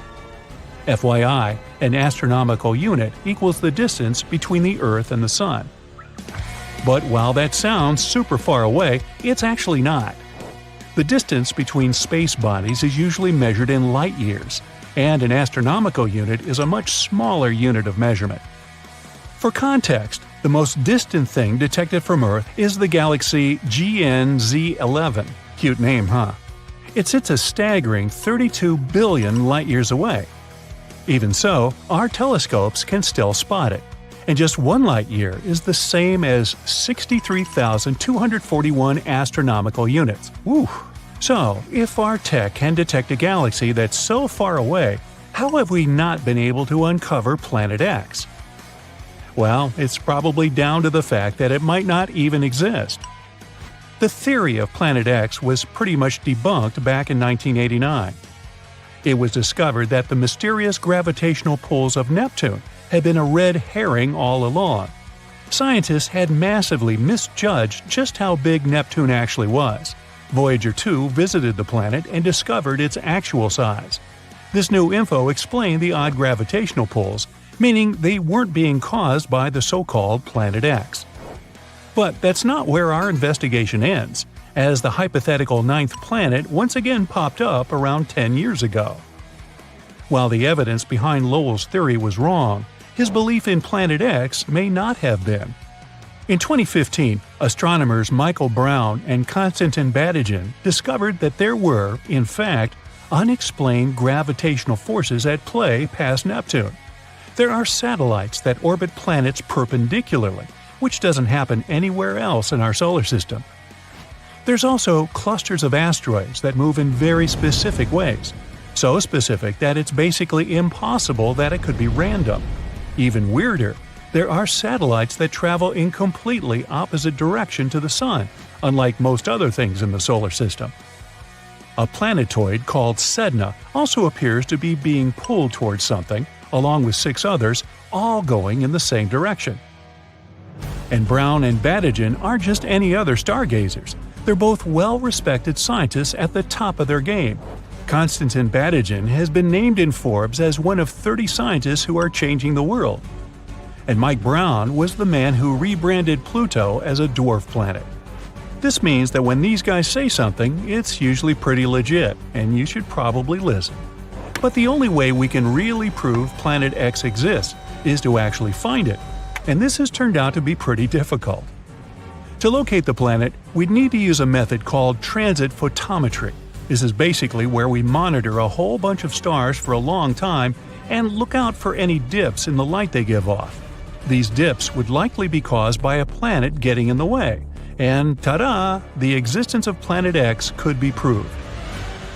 But for this method to work, Earth, the new planet, and the Sun all have to be perfectly aligned. These circumstances are pretty rare, and if these conditions don't exist, the dip in light won't happen. Plus, this method would only really work with planets that are closer to the Sun than our Earth. That's Venus and Mercury. For anything past Earth, this technique is pretty much useless. Another technique we could use is to find the potential planet through a good old-fashioned telescope. But as you can imagine, that's insanely tricky. The furthest object that we've found in our solar system is a planetoid appropriately named Far, Far Out. But that's only 140 AU away from the Sun. That's only like a quarter of the way to Planet X. We can only see an object because of its brightness. The Sun is very visible to us because it emits huge amounts of light. And we can see the Moon because it reflects the Sun's light. Technically, the Moon has no right to appear brighter than everything else in the night sky. It only seems brighter because we're closer to it. The farther away an object is, the less bright it appears to us. The major issue with seeing the theoretical Planet X is that all objects in our solar system get their light from the Sun. They reflect sunlight, and that's why we can see them. Given how far away from the Sun Planet X might be, it makes it nearly impossible to see. And because of its really dim light, to view it, we would require perfect weather conditions as well as an extremely strong telescope. But Brown and Badigan have found the perfect one. The Subaru telescope is located at the top of a dormant volcano in Hawaii. It's huge and is capable of capturing even the weakest light from distant space objects. The issue that we need to figure out is where to point it. Without knowing where Planet X actually is, this basically turns things into a giant guessing game. There are also only around 3 nights every year when the conditions are clear enough to see the hypothetical Planet X. It's difficult, but not impossible. And still, most astronomers have called it a day and agreed that Planet X doesn't exist, stating that it's just a common myth. The most widespread explanation for the weird gravitational pulls is that there's a tiny black hole in our solar system. It's pulling the planets toward us. But don't worry, they say it's not big enough to actually munch on a planet. So Earth is all good, for now. The issue with the black hole theory is that, once again, it's almost impossible for us to track the thing down. While its mass could be as great as that of Planet X, the hole itself would be squished down to the size of an orange. Telescopes wouldn't be of any use. To find it, people would have to look for the gamma rays sent off by objects as they fall into the black hole. Another way we could find it is to release hundreds of tiny spacecraft. They would pass close enough to the hypothetical hole, and when they got pulled toward it, we could probably detect it. But don't count out Brown and Badigan's theory. It's still being documented by NASA. And until we find unmistakable evidence to prove any theories, Planet X might still be out there. Whoa, something doesn't feel right. Everything seems shaky. It's definitely not an earthquake, and it's actually getting worse. The clouds seem to move quicker than usual, and the animals are going into a frenzy. The news anchor pops up on the TV in an alarmed tone and says, "Good morning. We're sorry to interrupt your program. Scientists have just discovered that the Earth's rotation has been fluctuating at an unusual rate." A group of specialists believe that the Earth is increasing its rotation with every second, and they don't know why. Even if the Earth increased its speed by 1 mile per hour, the day would only get shorter by a minute and a half or so. We wouldn't really feel it, and you could go on like nothing is happening. But as the Earth spins faster, our bodies, which are adjusted to a 24-hour timing, will have a hard time trying to cope with it. If you live by the equator, that means the rotation of the Earth is going quicker than at the North and South Pole. The area by the equator needs more time in order to complete its full rotation from the starting point. You'll experience more rain than usual. The Earth's rotation keeps the weather consistent and balanced so that nothing abnormal happens. But because the Earth is moving so fast, the weather is acting up. We'll start to see more storms and more cozy days inside, sipping on hot cocoa. Even though it seems weird, everyone can go about their day. But if the Earth picked up some speed and moved at 150 feet per second, the day would be reduced to only 22 hours. It kind of makes you feel jet-lagged 24/7. Every business works with the 24 hours a day schedule, so taking away even 2 hours can have catastrophic effects on the world economy. The whole calendar will have to change and adjust to the new timing. Clock designs will change with the new midnight, replaced with 10 o'clock. And with each week, the hours will shorten, so there will be no proper way of telling time except by sunsets and sunrises. The weather will continue to get worse and worse, feeling like the rain will never stop. The animals that rely on weather patterns won't know how to function, and mass migrations will occur from almost all species of animals. Flocks of birds will be flying everywhere and reach places they normally won't go to, affecting the whole food chain and ecology. Woods, jungles, and other places where animals roam are kept in proper balance when unaffected by humans. If it constantly rains in certain areas, then floods will force animals to move to other territories and compete with the predators in the area. If the Earth picked up speed every day, then standing on a scale in the Arctic would tell you weigh 180 pounds. But around the equator, you might weigh about 179 pounds. That's because of the extra force opposing gravity in that area. With the Earth spinning faster, all airlines around the world stop, since the radar systems have gone haywire and the weather is too dangerous to fly. Everyone has to get around by car. Satellites are positioned in such a way that it's crucial they remain where they are in order to bounce signals to us. Because of what's happening, Wi-Fi and TV signals can't go through. Communications around the world will end up short and slow, and eventually we'll have a total communication blackout. Ships will cease to operate, and global trading will collapse, adding extra damage to the already failing world economy. Winds will get stronger and faster than usual, which means temperatures will change. Storms like hurricanes will be stronger than ever and have more energy for destruction. And still, at 100 miles per hour, the equator will now be swallowed up in the water. The Amazon basin and small islands will now completely submerge in water by around 50 feet. Most of the plant life will be in danger, especially by the equator.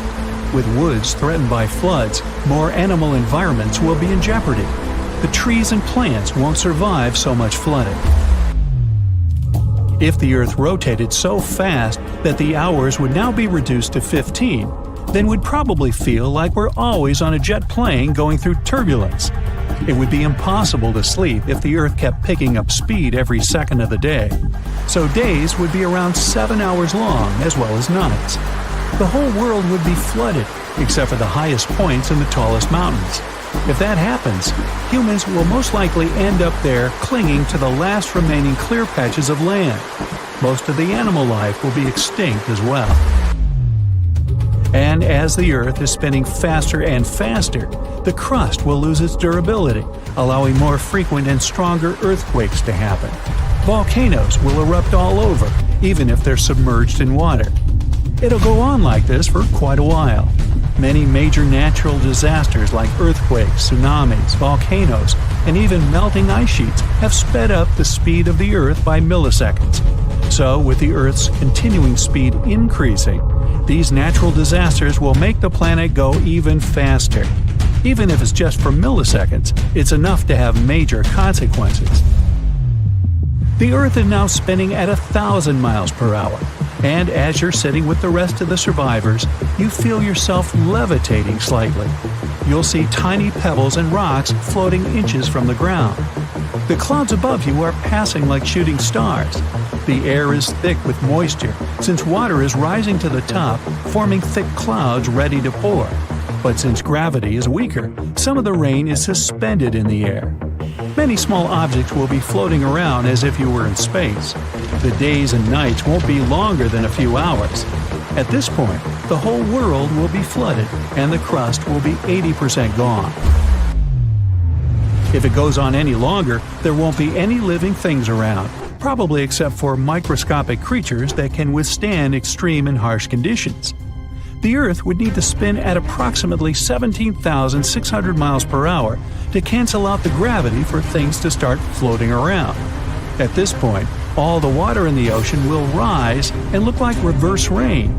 The large mountain rocks will separate from the bedrock and levitate above the ground, looking like little planets in space.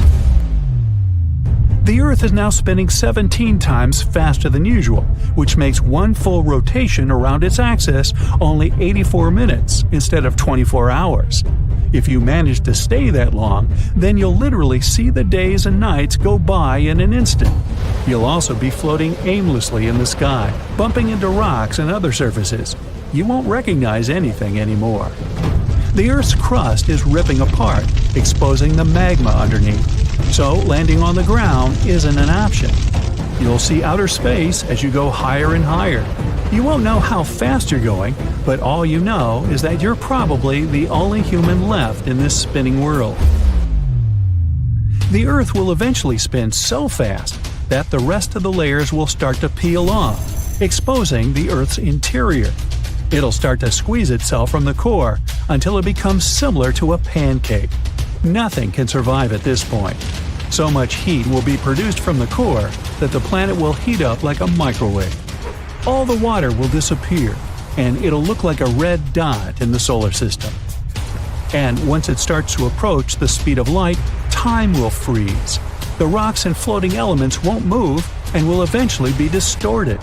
And with enough effort, the Earth will eventually turn into a black hole. Of course, nothing like this will ever happen. According to scientists, Earth will most likely slow down in rotation. Ever since the Moon came into the picture, the Earth has been slowing down by around 4 miles per hour every 10 million years or so.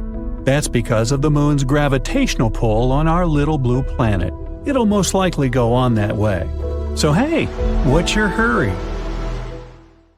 You know, rotation is a funny thing. Not haha funny, but kinda strange. Not only can't you feel it, everything does it. From galaxies to atoms, the universe is taking us for a spin.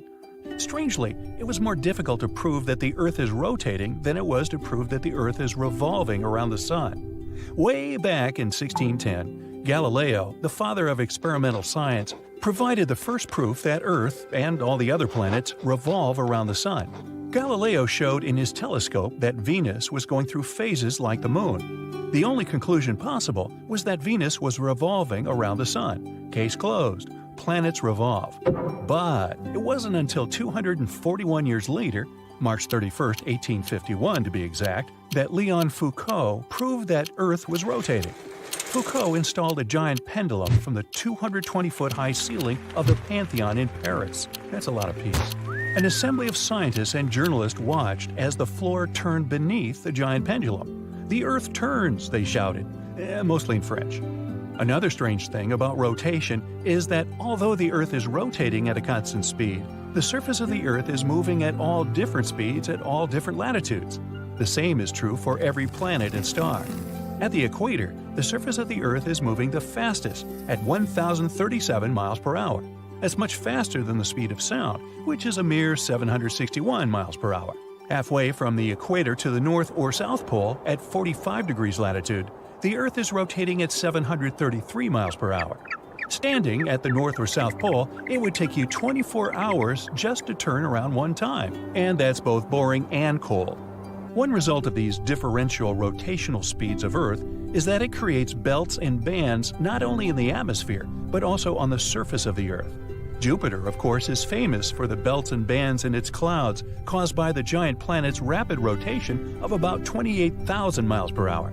The belts and bands on Earth's surface are somewhat overlooked, but we've got them too. We have white ice at the North and South Poles, and between the two poles, there are alternating belts and bands of dry sandy desert and moist green vegetation. This essential geography can be seen most clearly when we view the Earth rotating in space. Space agencies use the differential rotation of the Earth to their advantage. They launch their rockets as close to the equator as possible. NASA uses Cape Canaveral near the southern tip of Florida. And the ESA, the European Space Agency, uses the Guiana Space Center in French Guiana, South America, almost exactly at the equator. Because the land under a rocket near the equator is rotating at a greater speed, it gives the rocket a boost into space that launch sites near the poles cannot provide. You always want to save fuel, you know. Speaking of Jupiter, as I did about 3 paragraphs ago, the axis of rotation of the big planet is even less inclined than that of the Sun. The Sun is tilted at an angle of around 6 degrees, while Jupiter is only tilted 3 degrees. Jupiter stands almost perfectly upright, which combined with the great speed at which Jupiter is rotating, its entire day is less than 10 hours, it turns Jupiter into a giant gyroscope. Jupiter's gyroscopic stability, combined with its massive gravity, gives stability to the whole solar system. Jupiter prevents chaos factors from disrupting the orbits of the other planets. In other words, without Jupiter rotating like a stable gyroscope, the solar system could never have stayed intact for the billions of years that it has. Exoplanet solar systems are showing signs of chaos in their orbits. They could use a gyroscope like Jupiter to hold them together.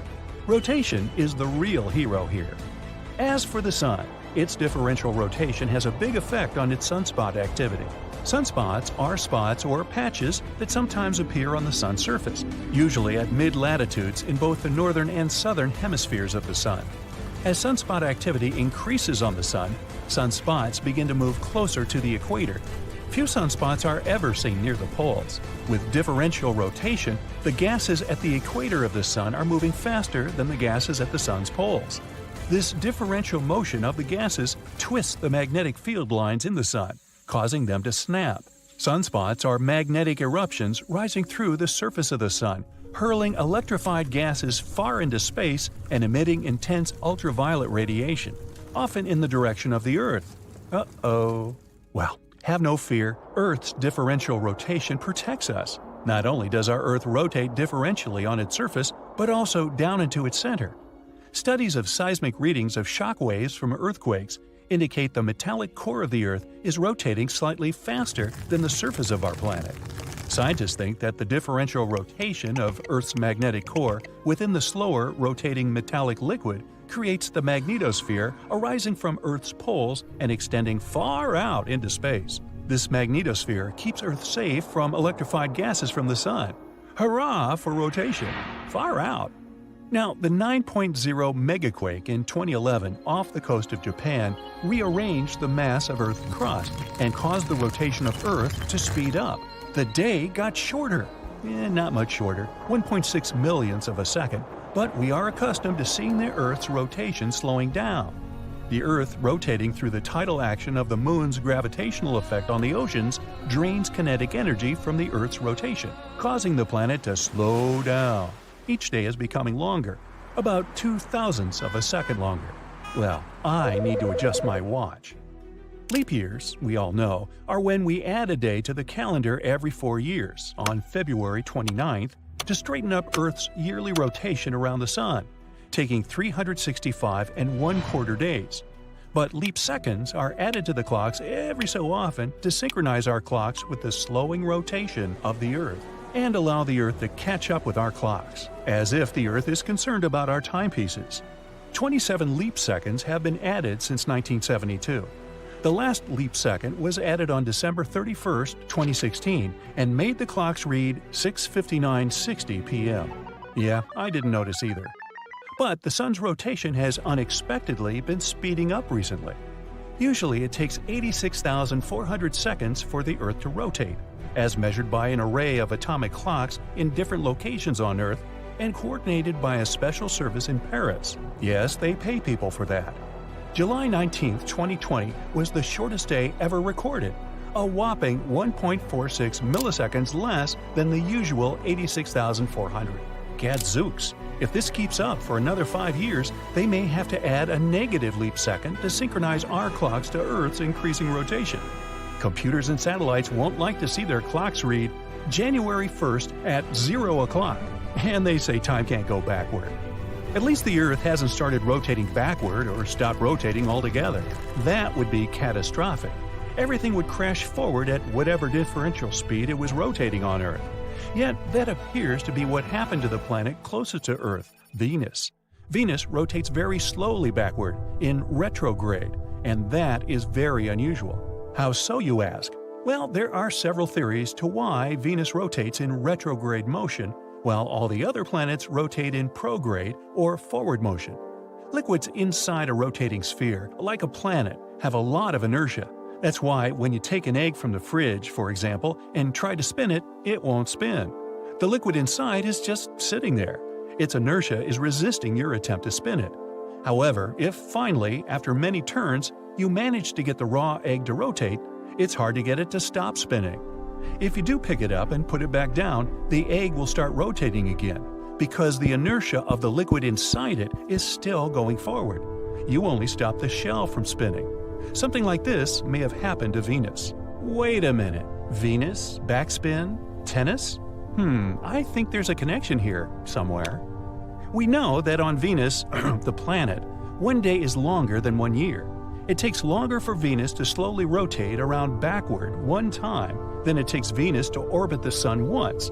But Venus is slowing down dramatically, and by 6.5 minutes in the last 25 years. If there still is liquid inside Venus and the movement continues, we might see Venus completely stop spinning backward and start rotating forward again.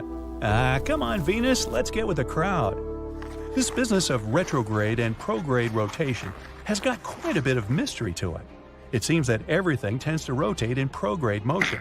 If you shape your right hand like a ball and stick your thumb up to indicate north, then curl your wrist towards you, that's prograde motion.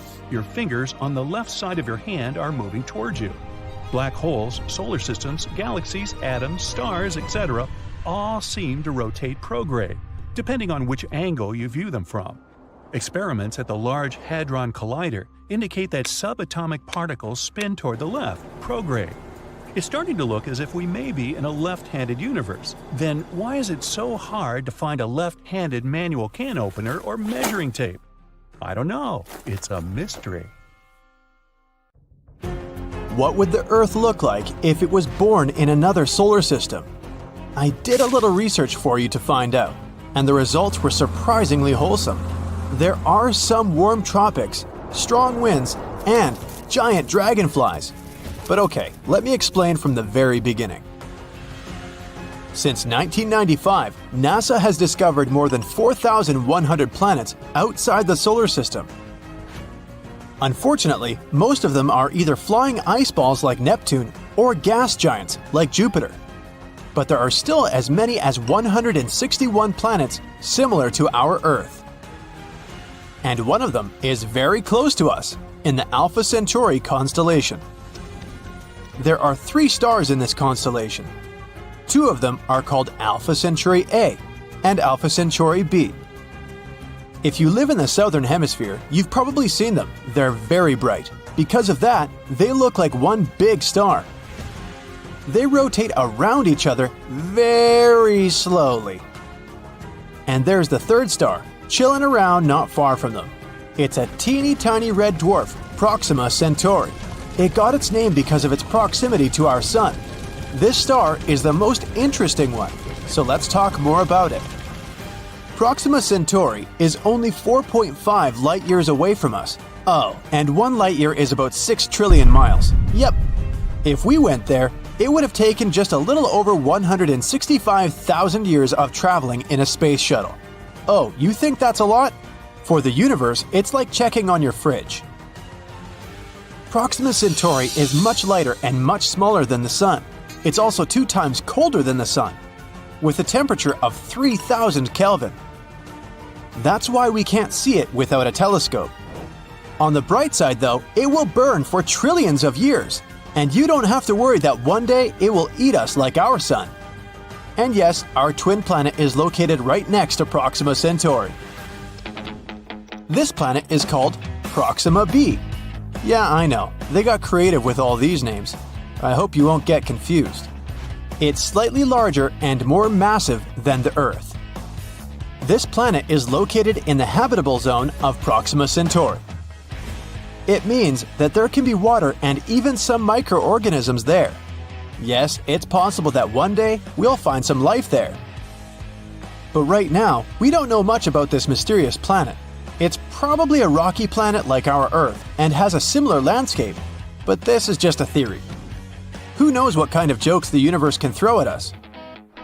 It would be a shame to fly 165,000 years just to stumble upon a giant piece of ice or something. Fortunately, we probably don't have to wait that long. The big brains are now developing a technology that would allow us to move at the speed close to the speed of light. If they succeed, we'll get to Proxima b in just 20 years. But anyway, this video is not just about Proxima b. It's about what would have happened if life had originated not in our solar system, but in Alpha Centauri. What if we were orbiting Proxima Centauri, or the other two stars? So now, let's imagine that the Earth has replaced Proxima b. I'm going to call this new planet New Earth. Guess I'm not very creative at naming either. First of all, the orbit. The new Earth must be about 25 times closer to its star than Proxima b is. Otherwise, it would be unimaginably cold. Let's move the planet a little closer. Excellent. The day still lasts 24 hours, but our orbital period is very high. Proxima b revolves around its star in 11 days. But we'll make it in just 8. Hey, a birthday party every week? Sign me up. Oh, hold on, there's another problem. You see, Proxima Centauri is a flare star. This means that sometimes, just out of nowhere, it throws out some stellar winds. These winds carry around a bunch of ionized particles, which then settle on the planets. Yeah, our Sun also does that, but Proxima Centauri tries to finish us off 2,000 times harder than our Sun, so the radiation levels are off the scale, to say the least. Don't worry, it's fine. All we need are incredibly strong magnetic fields. They will help us create a very thick atmosphere that can protect us from the Proxima Centauri's tantrums. So now it's going to be very warm, or not. Another problem. Scientists are still not sure how exactly Proxima Centauri's planets rotate around it.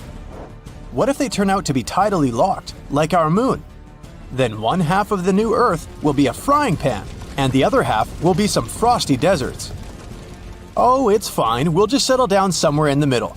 Didn't expect that I would ever say this, but it will definitely be warm at the North Pole. And if we're lucky with the rotation, we'll just get a cozy, warm planet. The average temperature is about 70 degrees Fahrenheit, and there aren't any extreme temperatures. On the new Earth, we have much more water. The weather is generally pretty crazy, some very strong winds and quite destructive rains that can go on for quite a long time, but you can adapt. Temperature changes are much more noticeable in the mountains. Just like on Earth, the higher you climb, the colder it gets, except it's very cold right here at the top. Because of this, the mountains and hills have jungles below and snow-covered deserts on the tops. But in general, it's almost like the Earth's tropics. The flora is very rich, the trees are very low but lush. The thick atmosphere also makes flying easier, so there are a lot of large flying animals, like dragonflies with a wingspan of 16 feet. Moving on. The sky here is much lighter than that on Earth and very cloudy. Sometimes it may seem completely white. But the starry night is beautiful and bright. There are 4 suns. Our main one is Proxima Centauri. We can also see 2 bright Alpha Centauri stars. And finally, our old sun, which looks like a bright, distant star. I'll allow you to shed a tear for the old Earth. There's a few planets near us, like Proxima Centauri c. The host star is surrounded by two belts of cosmic dust, so get ready for some gorgeous, colorful night views. So what we have in the end is a little crazy, but a beautiful green planet. I personally wouldn't mind moving there already. What about you? Write in the comments. Alright, so now we know what would have happened if our Earth had been born near Proxima Centauri. What about the other two stars? Unfortunately, we won't be able to rotate near two stars at the same time. Scientists suspect that Alpha Centauri A and B have some kind of common planet that jumps from one orbit to another, but it's probably very cold. Let's choose Alpha Centauri A. Just like on the new Earth, here our average temperatures are about 70 degrees Fahrenheit, but now the temperature variation is quite large. It goes from negative 100 degrees Fahrenheit at the South Pole to 113 degrees Fahrenheit at the equator. We'll be fine close to the north. The day is still 24 hours, and the orbital period is 1 year and 1 month. It's almost the same for the Alpha Centauri B, but the orbital period is about half a year. Other conditions are very similar to those on Earth. Changes in the seasons are almost not noticeable. The temperatures don't change much either. No matter where we settle down, the neighboring star will be clearly visible, but we probably won't see Proxima Centauri. And that's about it. Of course, all this assumes perfect conditions. Just like on Earth, one slightest change, whether it's a thin atmosphere or a bigger distance from the star, and it won't end well. We got really lucky with our Earth. But even so, the chances of finding a habitable planet are very high. Even with the tiniest possibility, there will be about 15 million planets in our universe that we can find life on. Have you heard about Planet 9? No, not Pluto. We're talking about something lurking on the outskirts of the solar system. A mysterious planet that exists in our solar system that we haven't yet discovered. We've been looking for it for years. But finally, it seems like scientists found a key to solve this mystery. Planet 9 is a hypothetical planet. Astronomers have been on the hunt for it for quite some time now. But it's so elusive that they've only been able to piece together a few details about its potential characteristics. One thing we do know is that Planet 9 has to be a massive world, possibly up to 10 times the mass of Earth. That's one big planet. It's also thought to be a distant wanderer, hanging out somewhere between Neptune and Pluto. Some scientists think that Planet 9 might actually be a mini Neptune, with a thick, gaseous atmosphere and a rocky core. Others speculate that it could be an icy world with a solid, frozen surface and a thick layer of hydrogen and helium gas. Of course, since we haven't actually found Planet 9 yet, we can't say for sure what it's like. We're not even sure that it even exists. Some say it's just a myth, like the Tooth Fairy or the Easter Bunny, but others are convinced that it's out there somewhere. And at the end of the day, we're not entirely sure if Planet 9 is even a planet. It might be a special kind of black hole or made entirely of dark matter. The search for Planet 9 began in the early 21st century when a group of astronomers realized that something wasn't quite right with the outer reaches of our solar system. They noticed that some distant objects, known as trans-Neptunian objects, were behaving in unexpected ways. Trans-Neptunian objects, or TNOs, are like the cosmic version of those items in the back of your fridge that you forgot about for years. They're small, icy bodies that hang out in the Kuiper Belt, beyond Neptune. So, scientists noticed that these guys started behaving weirdly. At first, they thought it might be a fluke. But as they dug deeper, they began to suspect that there was a ninth planet lurking out there. Why haven't we discovered it yet, you ask? Well, it may be because of Planet 9's weird orbit. All the other 8 planets orbit the Sun in roughly the same plane, which is like a flat disk. However, our hypothetical friend's orbit is different. It might be tilted and move in a different direction compared to the other planets. Its orbit might also be stretched out like an oval, rather than being nearly circular like usual.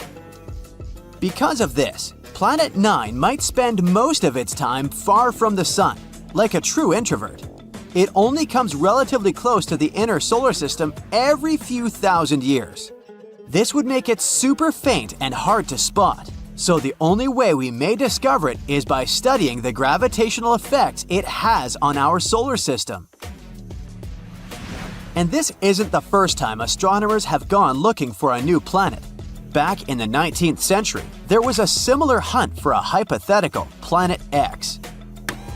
But this time, they were armed with much better technology and a much better sense of humor. They began calling their elusive quarry Planet 9, which was much catchier than Planet X. They even came up with a hashtag for the search, Pluto Lives. It was a reference to the fact that Pluto had been kicked from the planet gang, and some astronomers were eager to find a new planet to take its place. But the search for Planet 9 has been no easy task. It's like trying to find a lost sock in the laundry basket the size of a football stadium. It's so far away and so faint that even the most powerful telescopes can't see it. Instead, astronomers have had to rely on indirect evidence, like the strange orbits of TNOs, to try to figure out where it might be. Some scientists have even supposed that it might be a wandering rogue planet, which would explain why it's so hard to find. But they haven't given up hope. Till this day, they're scouring the skies using all sorts of high-tech telescopes and fancy algorithms to try and spot this elusive planet. And fear not, dear curious human, because it looks like after so many years of research, we may have finally found the key to solve this mystery. Astronomer Man Ho Chan from Hong Kong has a theory. He believes that Planet 9 could have a bevy of moons. That's right, not only is it a giant planet hiding out in the depths of space, but it's also a bit of a hoarder. Moons are all the rage in the outer solar system. In fact, almost every planet here has at least one moon, except for Mercury and Venus. Earth has just one, which is kind of sad if you think about it. Even non-planetary bodies like Pluto have at least a couple of moons. A bit unfair, isn't it? Anyway, taking this into account, let's go moon picking with Planet 9. The region between the rock-filled Kuiper Belt and the rock-filled Oort cloud, where this planet is predicted to be, should be ripe for the picking. Chan made some calculations and determined that it would be stranger if the elusive planet didn't have any satellites. According to his calculations, an object the mass of Planet 9 should capture at least 20 TNOs as large as almost 90 miles across. It's like our mysterious planet is playing cosmic Pokemon with these guys. So, what if Planet 9 has moons? Would that make any difference? Kinda, yes. They could give us some indirect clues to finally locate this mysterious planet.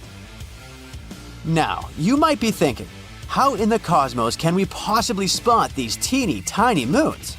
It's not like they're going to wave a giant flag or blast some Beyoncé tunes to get our attention. Well, apparently the key lies in something called tidal heating. Tidal heating might sound like a new workout trend, but it's a real scientific phenomenon. It happens when two celestial bodies are close together. You see, tides aren't just about the rise and fall of the ocean, they're also the result of gravity pulling unevenly on a planet or moon. When a planet and a moon are close enough to each other, their gravity pulls on each other, creating a bit of a football shape. And as these celestial bodies move around each other, they shift shape and generate friction inside, which produces heat. Wow, who knew that Planet 9 could have a workout routine? Perhaps we should start calling it Gym Planet instead. Anyway, if Planet 9 has any moons, the gravitational pull from these moons would cause it to change shape constantly, generating heat in the process. And we might be able to detect this mysterious planet through the heat produced by those moons, even though it gives off no other signals. Now, before you get too excited, finding them won't be a walk in the park. They're incredibly small and would be very far away from us. But hey, nothing worth discovering ever came easy, right? Scientists are optimistic that with the right technology, they can spot this telltale sign. It will be easier for us to spot them with fancy instruments like modern telescopes. Talk about cool friends to have, right? Sure, the process of finding it may be difficult and time-consuming, but the potential payoff is huge. Finding this planet could explain a lot of the strange behavior observed in TNOs, the Kuiper Belt, and beyond. As we've already mentioned, they've been acting super weird lately, tilting and aligning in suspicious ways. If this planet doesn't actually exist, we have yet to explain what is the reason for this strange behavior. In any case, the search for Planet 9 is one of the most exciting and intriguing quests in modern astronomy. It's like a cosmic scavenger hunt, and everyone's invited to join in on the fun. So, grab your telescopes and let's go planet hunting. Who knows, maybe we'll find it sooner than we think. Across millennia, scattered among clay tablets, sacred scrolls, and whispered myths, humanity has preserved haunting tales of a celestial anomaly, a rogue planet, a cosmic saboteur whose rare appearance heralds disaster and upheaval. The Sumerians called it Nibiru, the planet of crossing. Egyptians feared it as the destroyer. Biblical texts knew it as the wormwood star. Are these merely the colorful myths of ancient peoples, or are they fragmented memories of an all-too-real cosmic threat? Modern science, once quick to dismiss such legends, is now forced to reconsider. In 2016, astronomers Konstantin Batygin and Mike Brown from Caltech presented mathematical evidence suggesting the existence of a massive planet at the far edge of our solar system, Planet 9. Their calculations describe a world 5 to 10 times the mass of Earth, on a highly elongated orbit that takes between 10,000 and 20,000 years to complete a single revolution around the Sun. Here's where ancient myth and modern astrophysics begin to blur. Sumerian cuneiform tablets, dating as far back as the 4th millennium BCE, contain astonishingly accurate astronomical data.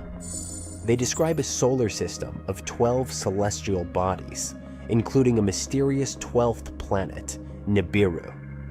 How did ancient people know about Neptune, discovered only in 1846, or Pluto in 1930? Were they simply guessing, or did they remember something we've forgotten? One of the most controversial voices in this debate is researcher Zecharia Sitchin. He spent decades interpreting ancient Mesopotamian texts and proposed a radical theory that Nibiru is a habitable world with a sweeping elliptical orbit, home to an advanced race known as the Anunnaki, beings who once visited Earth. Mainstream academia has rejected Sitchin's translations, but the uncanny parallels between his claims and recent astronomical findings are hard to ignore. Let's focus on what the data tells us.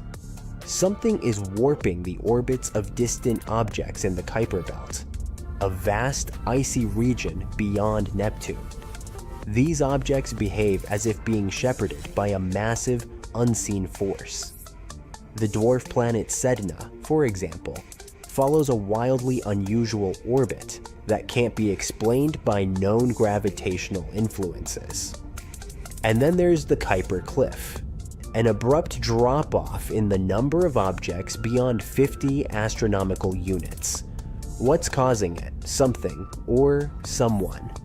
These anomalies have left astronomers scratching their heads and have fueled growing speculation that a massive, unseen planet is hiding in the dark outskirts of our solar system. Ancient texts from multiple civilizations describe apocalyptic upheavals linked to a celestial intruder. The Egyptian Ipuwer papyrus eerily recounts plagues and chaos. The river is blood, the earth turned upside down, days are shrouded in darkness. The Babylonian Epic of Era speaks of a time when the stars left their appointed paths. These aren't just poetic metaphors. They're historical shockwaves echoing from a forgotten trauma. So what happens if Nibiru, or Planet 9, makes its next approach? Even without a direct collision, the consequences could be catastrophic. Its gravity might tilt Earth's axis, triggering sudden climate shifts. It could awaken tectonic fault lines and stir dormant volcanoes. Disturbed asteroid belts might send deadly space rocks hurtling toward us. It could disrupt our magnetosphere, disabling electronics and satellites. But perhaps the most chilling aspect of this theory is the cycle. Sumerian texts suggest that Nibiru returns roughly every 3,600 years. If this is true, its last passage might have occurred around 1600 BCE. A time curiously aligned with the collapse of Bronze Age civilizations, a period marked by mass migrations, natural disasters, and inexplicable cultural decline. Was this coincidence or consequence? The clock might be ticking again. Today, the hunt for Planet 9 continues, using the world's most powerful telescopes and cutting-edge simulations. We stand on the edge of either confirming the greatest myth ever told, or revealing that ancient peoples tried, in the only language they had, to warn us. It may not bear the name Nibiru. It may not carry golden tablets or alien emissaries. But if it exists, its return will reshape everything we think we know about history, science, and our place in the cosmos. One thing is certain, our solar system is far from tamed. It harbors secrets in its coldest, darkest corners, riddles older than civilization itself. And perhaps, just perhaps, the old stories were never stories at all. Maybe they were prophecies. Maybe they were the echo of survivors. Maybe the star of change is already on its way. At the edge of our solar system, there's a cold and mysterious region known as the Oort cloud.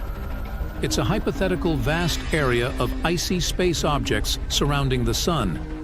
It's believed to lie far, far away from our star, from 2,000 to 5,000 astronomical units. For comparison, Pluto's orbit carries the planet between 30 and 50 astronomical units from the Sun. And there, in this freezing emptiness, a rogue planet may be hiding right at the moment. At least, that's what new research has recently suggested. Rogue planets are called this way because they don't orbit around any star. They wander the galaxy alone, totally untethered. Without stars, they don't have days or nights, only eternal darkness. Rogue planets are usually kicked out of their planetary systems, doomed to a solitary existence of circling the center of the galaxy on their own. Of the thousands of planets scientists have detected outside of our solar system, only a dozen or so are starless and cruising on their own. At the same time, there might be billions or even trillions of rogue planets wandering around our galaxy. If these estimations are true, it might mean that the Milky Way contains more free-floating planets than stars. Anyway, in 1907, one astronomer started a search for Planet X.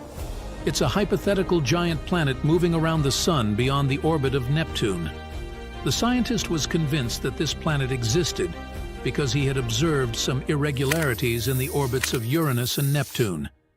His idea led to the discovery of Pluto in 1930. But the dwarf planet was too small to have any serious gravitational impact on the orbit of Neptune, let alone Uranus. These days, the Planet X theory is largely considered to be discredited. but it hasn't stopped astronomers from searching for planets in the far reaches of our solar system. And shockingly, a new study claims there might be one or even more out there, but much, much further away than predicted.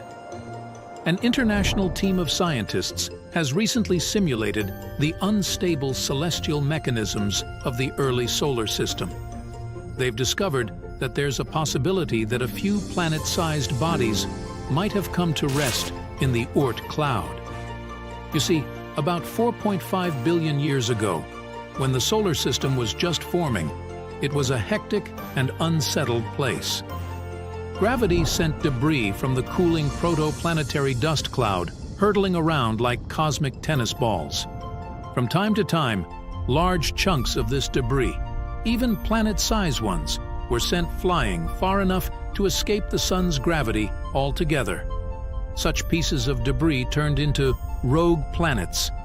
Researchers have seen such space wanderers in distant exoplanetary systems, but according to them, there's a 0.5% chance that one or more of those wayward planets formed in the solar system and ended up in the Oort cloud after drifting away from the sun.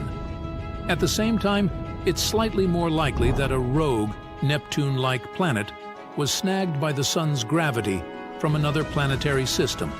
And then, this planet came to rest somewhere in the Oort cloud. The chances that this scenario is true reach 7%. If this turns out to be the case, then a space body similar to Planet X might indeed be hiding out there, on the outskirts of our solar system. The only problem is that it would still be too far away to have any impact on Neptune's orbit. In any case, most researchers are convinced that the Oort cloud is made up of a collection of way smaller icy objects. But given the distance to the Oort cloud and its enormous size, we may never really figure out what is lurking out there. So, we might be getting closer to finding a massive icy planet beyond Neptune's orbit. Yeah, sorry Pluto, still not you. Recently, some universe mapping using data from a telescope in Hawaii eliminated about 78% of the possible locations for this mysterious Waldo from space. Some people call it Planet 9, while others prefer Planet X. Either way, it's been causing controversy since its existence was first proposed, and that is mainly because no study so far can answer the big question: does it really exist? If discovered, Planet 9 would rank as the 5th largest planet in our solar system, with a mass 10 times that of Earth. It's also theorized to be gaseous, like Uranus. The initial study on Planet 9, dating back to 2016, suggests that this colossal new planet orbits the Sun 29 times farther out than Neptune, which sits at about 2.8 billion miles. As a result, the Planet 9 would take between 10,000 and 20,000 years to complete a single orbit around the Sun. If confirmed, this yet-to-be-understood world would dominate a region larger than any other known planet in our cosmic neighborhood. These are all intriguing hypotheses, but without a single piece of evidence or observation to back them up. Before dismissing this as a wild guess, it is important to note that these researchers relied on complex mathematical modeling and computer simulations to speculate about the planet's characteristics, because that's what they do. The hypothetical presence of this planet would explain various mysterious features located beyond Neptune.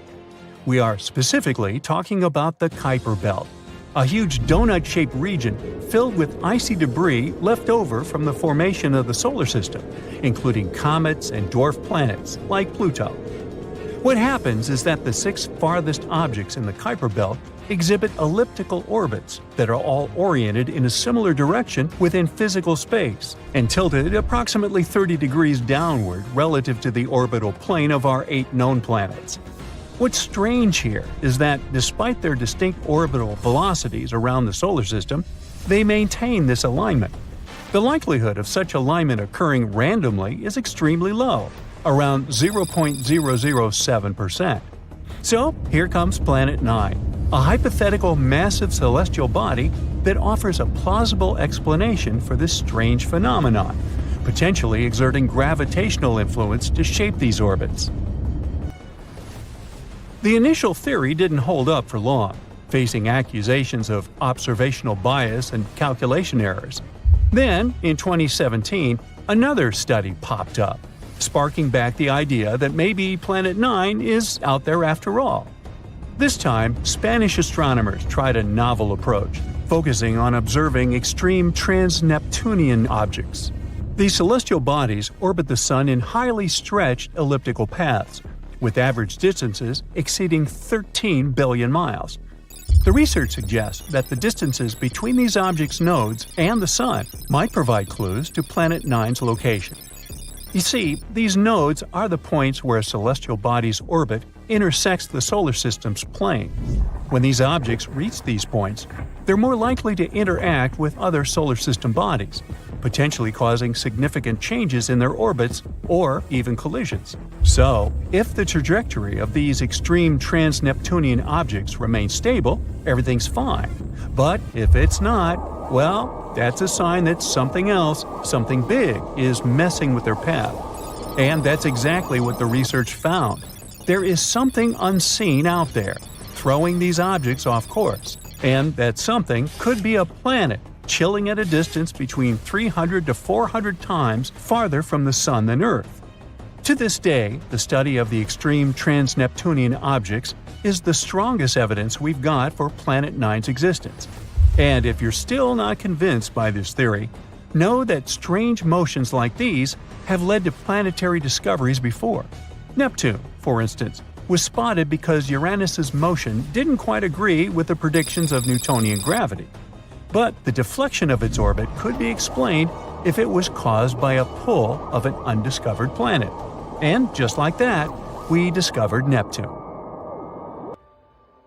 Now, the year is 2021, and there's all this buzz about Planet 9 again. After correcting some old guesses, studies are now leaning towards the idea that this mystery world follows an epic loop around the Sun every 7,000 years. That is massive news, because it means this planet might be closer than we ever thought, making it easier for our telescopes to spot it. The paper also suggests there is a whopping 99% chance that the funky orbits of these distant objects are all because of this unseen planet, not just some cosmic coincidence. Now, the odds of this whole situation being a fluke are down to a 1 in 250 chance, which is much better than the 1 in 10,000 chance back in 2016. All these optimistic numbers have brought us to where we are today, keeping our hopes and working on better equipment to continue the mission of spotting Planet 9. As mentioned earlier, researchers in Hawaii created some kind of treasure map utilizing the Panoramic Survey Telescope and Rapid Response System to eliminate 78% of its locations. This is great news, considering how challenging it is to find a planet-sized needle in a cosmic haystack. But unfortunately, Planet 9's presence remains a ghost in the dark outer reaches of our solar system. Enthusiasts are still convinced of its existence and believe it is only a matter of time before we celebrate the discovery of Earth's new cosmic cousin. They're putting their hopes on the Vera C. Rubin Observatory, which is currently under construction in Chile and is scheduled to begin science operations in late 2025. Over the course of 10 years, this observatory will scan the entire southern hemisphere sky every few nights with a 27-foot, fast-moving telescope equipped with the largest digital camera in the world. The idea is to catalog everything in the solar system, reaching out to and beyond Neptune, and tracking the movements of millions of celestial objects, including space junk, asteroids, comets, and stars. If Planet 9 is indeed out there, this next-generation telescope could be the one to find it. The existence of this mysterious planet is far from being universally accepted in the scientific community. That is simply because Planet 9 isn't the only explanation for the strange phenomenon occurring beyond Neptune. One theory suggests that a group of distant objects, such as dwarf planets, comets, and moons, might be collectively influencing the orbits of the extreme trans-Neptunian objects. Others believe that a black hole is behind all this. These compressed masses are some of the densest objects in the universe, potentially capable of affecting the orbits of other masses, like how this supposed ghost planet 9 is believed to be doing. Another bold perspective suggests that our current understanding of the laws of gravity is flawed, actually incomplete.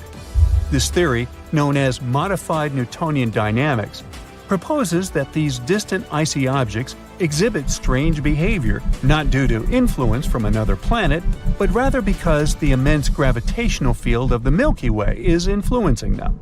However, even supporters of this theory acknowledge that it is too early to draw firm conclusions, and much more extensive research is still required. While we continue our relentless hunt for Planet 9, some astronomers have taken it a step further, suggesting the existence of a hypothetical Planet 10. This world has a mass and size like that of Mars or Earth and is located on the edges of the Kuiper Belt. But the thing is, if this alleged Planet 10 is indeed as small as scientists believe, it might not have enough gravity to clear its orbit of debris. And that is pretty similar to what happens with Pluto, being one of the reasons why it got into trouble back in 2006. So yeah, it's better not to get too excited. This supposed Planet 10 might end up classified as another dwarf planet. Imagine a planet with no sun. Once it became unwanted in its own star systems and got ejected into the soulless emptiness of space. Or maybe it didn't even have its own star system. It was born lonely. I'm talking about a rogue planet. Such planets are also called orphans, nomads, unbound, and sunless. It all sounds pretty sad, doesn't it? The rogue planet in question doesn't have sunlight. The never-ending night reigns on its surfaces. No light means no warmth, and that's why there isn't any kind of life on this frozen world. But believe me, this isn't the scariest part. One day, a rogue planet might push Earth out of its cozy spot near the Sun. You see, we live in the habitable zone of our star. It means that our planet is such a distance from the Sun that water can't exist on its surface in its liquid form. But an interstellar intruder could mess it up for us. If a rogue planet somehow got into our solar system and we didn't manage to stop its imminent approach, it would likely crash into our beautiful blue planet. And then Earth could be pushed out of its orbit, retreating to an extreme orbit farther from the Sun. Now let's imagine what would happen to our world if a rogue planet the size of Mars collided with us. Most likely, people would react with panic and desperation. We've had a few sad examples of space intruders wiping more than 3/4 of all life forms off the face of the planet. One more similar event would be devastating. The immediate impact, pardon the pun, of such a collision would be truly catastrophic. It would lead to massive losses of life and destruction of huge areas of the planet. At first, people would focus on rescue and recovery efforts, but soon it would become obvious that the world is beyond salvation. The climate all over the planet would start getting colder and colder. Plus, the farther our planet would be from the Sun, the weaker the star's gravitational pull on our planet would be. In the end, our beautiful Earth would get too far away from its main source of light and heat. It would turn into a lifeless piece of rock covered with a thick layer of ice. Well, that's rather grim. But what if humanity had foreseen this catastrophe and prepared for it in advance? What would our life look like, and where would we live after the cosmic disaster? If, by the time of the collision, people had already established a colony on Mars, we would probably have some time to leave Earth and set off for the Red Planet. But would it even be possible to transform this distant world so that it became capable of supporting human life? Oh, and it would no doubt be an enormous feat. You see, Mars is an extremely dangerous place to us. If you somehow teleported there without any protective suit, the gas in your blood would instantly turn into bubbles, which is not good. Add oxygen deprivation, cold exposure, and radiation poisoning to the equation, well, you get the picture. But if a rogue planet destroyed life on Earth, we'd have no choice. We would need to create a stronger magnetosphere on the Red Planet to shield it from the Sun's ultraviolet radiation. For the same reason, Mars would need a thicker atmosphere too. Right now, the Martian atmosphere is almost entirely composed of carbon dioxide with tiny amounts of oxygen. This air is not suitable for people. For humans to live there comfortably, Mars would also need to be warmer. And if we managed to somehow warm the planet up, we'd also be able to release frozen carbon dioxide. At the moment, there are vast reserves of this gas at the red planet's polar caps and other areas. It would help the atmosphere to become thicker, making it possible for water to exist on the surface of the planet. Also, we would need some place to live. NASA has been experimenting with light inflatable habitats, but obviously it wouldn't be a long-term solution. At the same time, it's incredibly expensive to deliver building materials to Mars, especially if we were pressed for time, escaping our poor collapsing Earth. So instead of shipping prefabricated construction elements to the red planet, we could grow them right on its surface. We could achieve this with the help of fungi and cyanobacteria. They can produce tons of biominerals like calcium carbonate, as well as biopolymers. They would be able to glue Martian rocky material covering bedrock into real building blocks. In other words, bricks on Mars would be growing on their own, and we'd only have to assemble them into different structures, like walls, floors, and even furniture. At the same time, such a young colony wouldn't be able to survive for more than a generation without getting more supplies from Earth. But, as you understand, this option would be unavailable. Then, maybe people would move to colonies located on numerous space stations located far enough from the impact event. In this case, we would be able to avoid the destruction. But such habitats would have to be large enough to support farming and medical facilities, power-generating factories, educational establishments, and many more. And it would be hard work to support such stations without necessary supplies, when a simple equipment breakdown could turn into an unsolvable problem. But let's imagine that our descendants decided to find Earth several thousand years later and succeeded. As you remember, our planet would have changed its position, hanging out way further from the Sun. Now, hopefully, Earth would have regained its magnetic field after the impact, as well as a little of its original atmosphere. But those who would return to Earth would need water, oxygen, and sufficient atmospheric pressure. And while the new pressure on the planet would probably be suitable for life, most likely there wouldn't be enough oxygen to support unaided breathing. To get a new supply of oxygen, people would need photosynthetic bacteria. Would we find any on the deserted planet? Probably yes. Most, or at least some bacteria would survive, maybe somewhere deep under the surface, maybe in the depths of the oceans if any remained on the planet. Tardigrades, the most indestructible animals on Earth, might also survive and greet people returning home. These tiny water bears can survive for up to 30 years without food, live in volcanoes, and even endure the vacuum of the cosmos. So these life forms, bacteria and tardigrades, could likely thrive and multiply without any predators to slow this process down. That's good to know, but what would we eat on the newly inhabited planet? Tardigrades are not a diet a person could live on. Well, we could still find some frozen seeds remaining on the planet, or we could keep them on our space stations. Earth's soil could be filled with nutrients remaining after the catastrophic events of the past. People would start planting seeds, trying to get used to the harsh conditions of life on the once deserted planet. And still, it would be better than soulless space stations. Luckily, a rogue planet is unlikely, not only to hit Earth, but even to come close to our planet. The appearances of such space travelers are extremely rare, and with how fast our technologies are developing these days, astronomers would spot such a large celestial object appearing in the neighborhood or even in the entire solar system. It would happen long before a rogue planet turned into a threat to our planet. If it got too close to us, we would use one of the methods developed to prevent asteroids from hitting the surface of the planet. There are quite a few. For example, a kinetic impactor. This technique requires hitting an asteroid to make it change its orbit until it's no longer a threat to our planet. Or we could use a gravity tractor asteroid deflection method. That's when a robotic probe meets a space rock, or in our case, a rogue planet, and accompanies it for a few months or even years. Over time, the spaceship's gravity starts affecting the space body, adjusting its trajectory.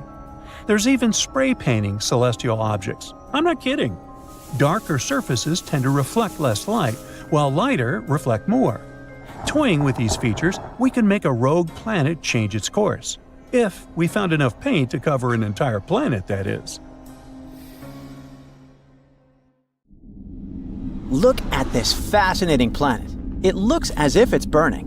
It must be hotter on its surface than in the middle of Death Valley. The ground is parched, cut by giant cracks. There's not a drop of water in this boiling world. Now, it's the same planet, but it looks like a totally different place. Everything is frozen. The temperatures are so low, there isn't even a tiniest chance that life could survive on this planet. This bizarre world is called HD 20794d, and it's located 19.7 light-years away from Earth in the constellation Eridanus. This planet is a super-Earth. This term means that it is larger than Earth but smaller than such ice giants as Neptune. What makes this planet especially interesting is its unusual orbit, which moves it in and out of its star's habitable zone, the region where temperatures might allow liquid water to exist. Now, we haven't seen this unusual planet directly. Astronomers detected it by measuring tiny wobbles in its star using two powerful instruments, espresso and HARPS, located at telescopes in Chile. These instruments measure radial velocity, which is the small movement a star makes as a planet's gravity tugs on it. The larger the wobble, the more massive the planet. Later, astronomers analyzed the data and figured out that the planet in question has a mass around 6 times greater than Earth's. It orbits a star, which is slightly smaller and dimmer than our Sun. What makes this star unique is that it is bright enough to be seen with the unaided eye, unlike many other stars that host exoplanets. You won't be able to see them without a telescope. The star system has been observed for over 20 years. Astronomers have long suspected it had multiple planets. In 2011, scientists discovered 2 other super-Earths orbiting the star every 18.3 and 89.6 days, respectively. For some time, researchers thought they had found a third planet with an orbital period of 40 days. Later, they realized they had made a mistake. But recently, after reanalyzing years of data, astronomers have confirmed that the third planet does exist, and it's our extreme HD 20794d. A researcher from the University of Oxford played a key role in identifying the planet. He used a special computer algorithm called Yarara to separate the planet's weak signal from the background noise. It helped him confirm that the planet truly existed and was pretty unique. Unlike the planets in our solar system, which have mostly circular orbits, the newly discovered one follows a highly elliptical, stretched-out orbit. It takes 647 days to complete one trip around its star. That's just 40 days shorter than Mars's orbit around the Sun. At its furthest point, the planet is twice the Earth-Sun distance, which makes it an icy world far outside the habitable zone. At its closest point, it moves inward to 0.75 AU, where it enters the habitable zone, where liquid water might exist. This extreme movement creates truly bizarre seasons. For some part of its orbit, HD 20794d is frozen, like an icy wasteland. As it approaches its star, temperatures rise and ice likely melts, forming temporary oceans. The planet then experiences a short, scorching summer. It is so hot that the water on its surface might evaporate into the atmosphere. Shortly after, the planet moves away again. It triggers a gloomy fall with rains, followed by a deep freeze in winter. In other words, the planet switches between extreme cold and intense heat, which makes it a very unpredictable place for life. If any life forms exist there, they certainly need to adapt to dramatic changes in temperature and environment. Why does the planet follow such a mind-boggling orbit? It might be a leftover effect from events billions of years ago, when the planetary system was still forming. At some point, another large planet may have disturbed the orbit of our extraordinary friend. Another possible explanation is that a giant planet once existed in the system, and its gravity pushed HD 20794d into an elongated path, Later, this giant planet may have been ejected from the system, leaving the smaller planet in its current orbit. This theory makes sense because the two other planets in the system, B and C, have more normal circular orbits. The discovery of this planet is so exciting because it challenges what we know about habitable planets. Most planets in the habitable zone stay there permanently, but HD 20794d only passes through it. Scientists want to know if such a planet could still support life, even briefly. So future telescopes will study the atmosphere of this planet, looking for signs of water, gases, or even life. Another super-Earth that might have the right conditions for life orbits a star 137 light-years away. In space terms, this is considered relatively close. A light-year is around 6 trillion miles. The planet is called TOI 715b, and it's about 1.5 times the size of Earth. Unlike HD 20794d, it's permanently located in the habitable zone. Look, that's what astronomers think the planet might look like. TOI 715b orbits its star very quickly, completing a full orbit in just 19 days.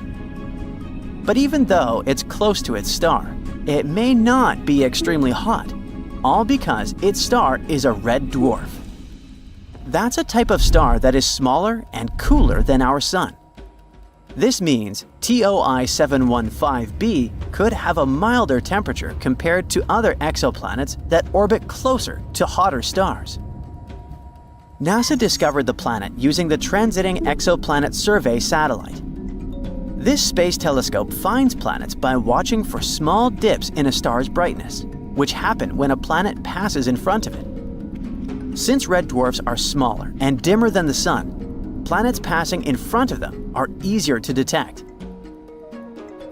Astronomers are planning to study the planet further using the James Webb Space Telescope.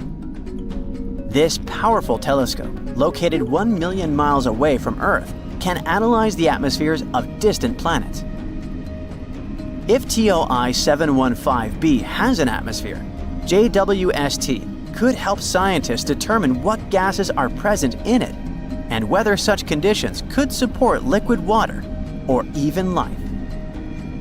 One more promising world for our search for extraterrestrial life is an extremely dense super-Earth in the K2360 system.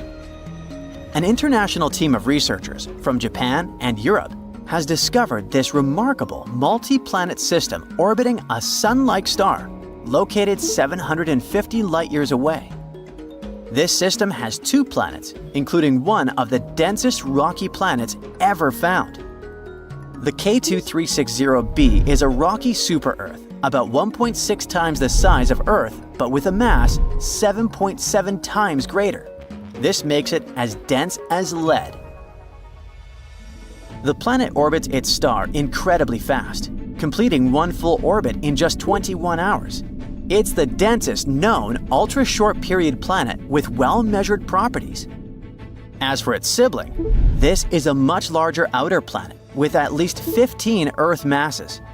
It takes 9.8 days to orbit its star. Sadly, since it does not pass in front of its star from our viewpoint, scientists cannot determine its exact size. The unusually dense planet might be the core of a much larger planet. Over time, intense radiation from its parent star may have blown away its outer layers, leaving behind only its dense, rocky core. So, in fact, this planet could show us what might happen to some planets that are too close to their stars. Astronomers think that the planet may have moved inward over time due to interactions with its larger companion planet. One possibility is high eccentricity migration, where a planet's orbit becomes highly stretched out due to gravitational interactions before gradually becoming more circular near the star. Another theory is that the planet's spin and axial tilt can cause its orbit to become more circular.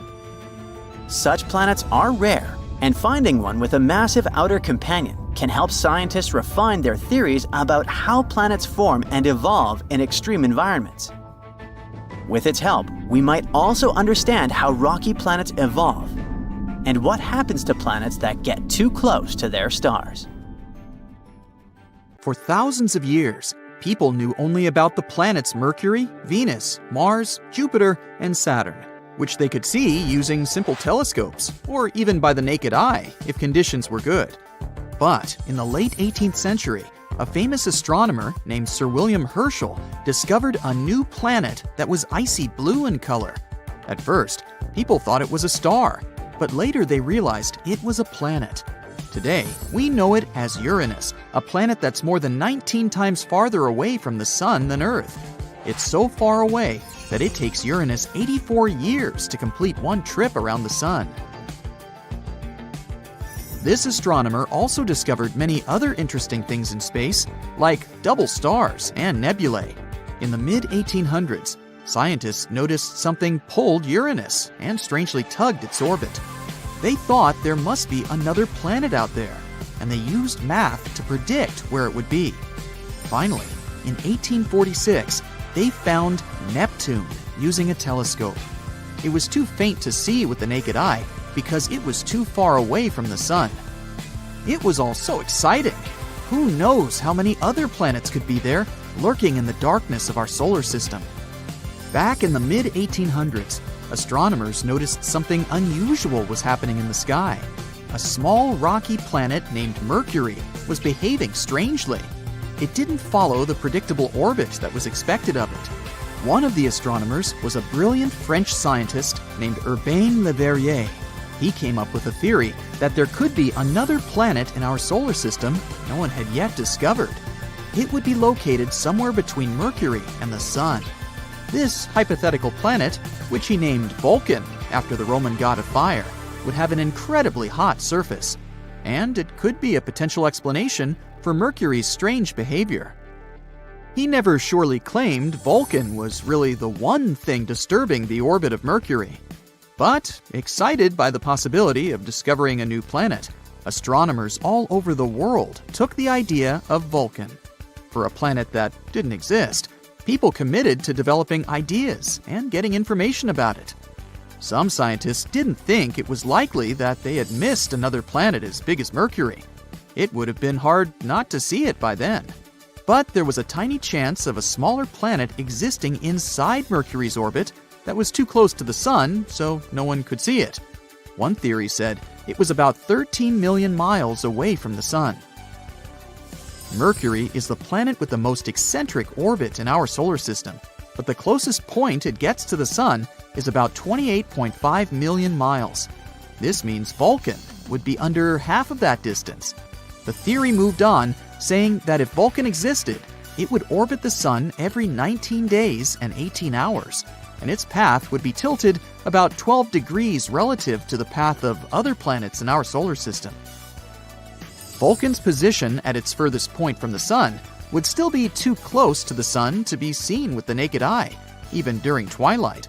The only chance of seeing Vulcan would be during a solar eclipse, or when it passed in front of the Sun, which, as the theory said, would be 2 to 4 times a year. They had a theory that this mysterious planet was so close to the Sun that it could only be seen during a total solar eclipse when the moon blocked out the Sun's blinding glare. So, every time there was an eclipse, scientists would peer at the Sun, hoping to catch a glimpse of Vulcan. They were trying really hard, but no matter what, they couldn't find this mysterious planet. Some astronomers claimed to have spotted it during eclipses, but no one could ever confirm or find evidence for that. The theory of Vulcan was left waiting for some better times. Einstein had a different idea. You know about his theory of general relativity, right? That's where he claimed gravity wasn't some sort of natural force, but a result of space-time curved because of the presence of giant space objects, like planets and stars. Planets circle around the Sun in their usual orbit because space-time is curved. That means the planets are kind of falling towards the central star of our solar system. And Einstein tried to explain Mercury's unusual orbit using his own theory of relativity. Unlike the other planets in our solar system, Mercury's orbit wasn't that circular. Instead, it seemed to wobble slightly, as if there was an invisible force pulling it away. Einstein said this could be happening because the massive gravity of our sun was actually curving the fabric of space-time around it. He claimed it's possible this changed Mercury's orbit a little bit. It took the scientific community a while to test this theory, but it eventually seemed like the most plausible explanation. Even though Einstein's theory gave us a more elegant explanation for Mercury's strange orbit, some scientists were still holding out hope for Vulcan. It was especially hard to let go of the idea of Vulcan because Mercury is also the planet that's really hard to see from where we're standing. But later, more and more scientists started accepting Einstein's theory above their imagination. And they would observe a total solar eclipse specifically to test Einstein's theory of relativity, not because of Vulcan. And Vulcan is not the only hypothetical planet everyone was talking about. In the newer age, some believe there could be a mysterious planet lurking in the outer part of our solar system. But this one is more likely to exist. No one has seen it directly yet, but computer simulations show this so-called Planet 9, or Planet X, is probably somewhere there beyond Neptune. Neptune and Planet X could be similar in size. Planet X could be 10 times more massive than Earth and circles around our Sun in an elongated shape, which is on average 20 times farther from the Sun than Neptune. A year there may last between 10,000 to 20,000 Earth years. By comparison, a year on Neptune lasts 165 Earth years. Something this big moving out there beyond Neptune could explain the unusual orbits of smaller objects in the Kuiper Belt. The Kuiper Belt is the area of our solar system beyond Neptune and where it orbits. And there are most likely many asteroids, comets, and some other smaller bodies there, mostly made of ice. There was another hypothetical planet called Nibiru. Remember those rumors that the world could end back in 2012? One of the popular scenarios was Nibiru, which some claimed would hit our home planet at the end of the year. Of course, nothing happened. We're still here, all set and good, but the idea of Nibiru seemed interesting. Stories started in the 1970s when a man named Zecharia Sitchin mentioned Nibiru in his book, The 12th Planet, claiming it orbits the Sun every 3,600 years. But there's no chance a planet with such an eccentric orbit wouldn't disrupt other planets in our solar system with its gravity. And if it was really coming that close to Earth in 2012, we were supposed to be able to see it with the naked eye. Some simple calculations showed Nibiru would have been nearly as bright as Mars at its dimmest and brighter than the faintest stars you see from a city. Oh well, maybe we'll have more luck in the next 3,500 and something years. In 2011, a comet named Elenin appeared that many people thought could be Nibiru. But when you're looking at comets and planets through a telescope, you see they appear differently. A comet has a coma, which is a gas atmosphere, together with a tail, something a planet doesn't have. Plus, this comet didn't slam into the Earth. It came too close to our Sun and fell apart. The leftover pieces will continue moving on their way to the outer solar system for the next 12,000 years. How about a mysterious object that used to orbit between Mars and Jupiter? At one point in the early days of the solar system, it was destroyed by some catastrophic event. This space body is called Phaeton, and this planet is totally hypothetical. But some people believe that the debris the planet left behind could have formed the asteroid belt. If you like this kind of content, please give it a non-hypothetical like and subscribe. Your support is very important to us. Thank you. Now, at the start of the 19th century, people hadn't discovered the asteroid belt yet. But in 1801, one astronomer spotted the largest asteroid in our solar system, Ceres. At that time, it was believed that a planet was orbiting between Mars and Jupiter, and Ceres seemed to be a suitable candidate. But the next year, another astronomer discovered one more space object with a similar orbit. It was an asteroid that was later named Pallas. These discoveries made scientists conclude that that these two objects could have been fragments of the very planet that had once been dwelling between Mars and Jupiter. The following discovery of two more asteroids, Juno and Vesta, seemed to confirm this idea. Only in the 20th century did the hypothetical planet get its name, Phaeton. It was actually a name taken from Greek mythology, meaning Shining One. The hero with this name was the son of the sun deity, Helios, who rode his solar chariot across the sky every day, giving humans the heat and light necessary for survival. One day, Helios allowed Phaeton to drive his chariot. But the sun didn't manage to control the horses. Everything went wrong, and Earth was about to burn down. That's why the main deity, Zeus, had to stop Phaeton with a thunderbolt. The idea of the asteroid belt being the sad result of the planet's destruction was called the disruption theory. And of course, there were several ideas explaining the planet's tragic fate. The most obvious one is that Phaeton was hit by a large space object. It could be another hypothetical body called Nemesis. Some people believe that it's our sun's companion star. According to this theory, the sun has a small companion star that has an extremely elliptical orbit. This orbit periodically brings it close to the Oort cloud, a large sphere of icy objects surrounding the sun. This, in turn, causes a lot of mess. It might be the reason why this hypothetical companion star was also nicknamed the Death Star. It might be a red or brown dwarf. But whatever it is at the furthest point of its orbit, it's believed to be about 1.5 light-years away. The search for this star has been in progress for decades, but no one has succeeded in locating this elusive and potentially non-existent space object. Anyway, back to Phaeton. Another theory claims that the planet could have suffered some internal cataclysm which tore it apart. But these days, the disruption theory has fallen out of favor. It was replaced by the accretion theory. According to it, the asteroid belt formed in the process of gradual buildup of particles initially floating in a gaseous environment. With time, they came together to create larger masses. Gravity pulled on these particles, encouraging them to stay together and form planetesimals, tiny planet-like bodies that later form real planets. Planetesimals kept colliding with one another, eventually developing into protoplanets. Such protoplanets grow until they form planetary bodies. As the mass of objects increases, the gravitational forces acting between particles become stronger too, continuing to build gas, dust, and ice within the nebular disk. It all has a snowball effect where the increase in mass results in more particles getting involved in the process. Eventually, there's no building material left, and large space objects float in the darkness of space.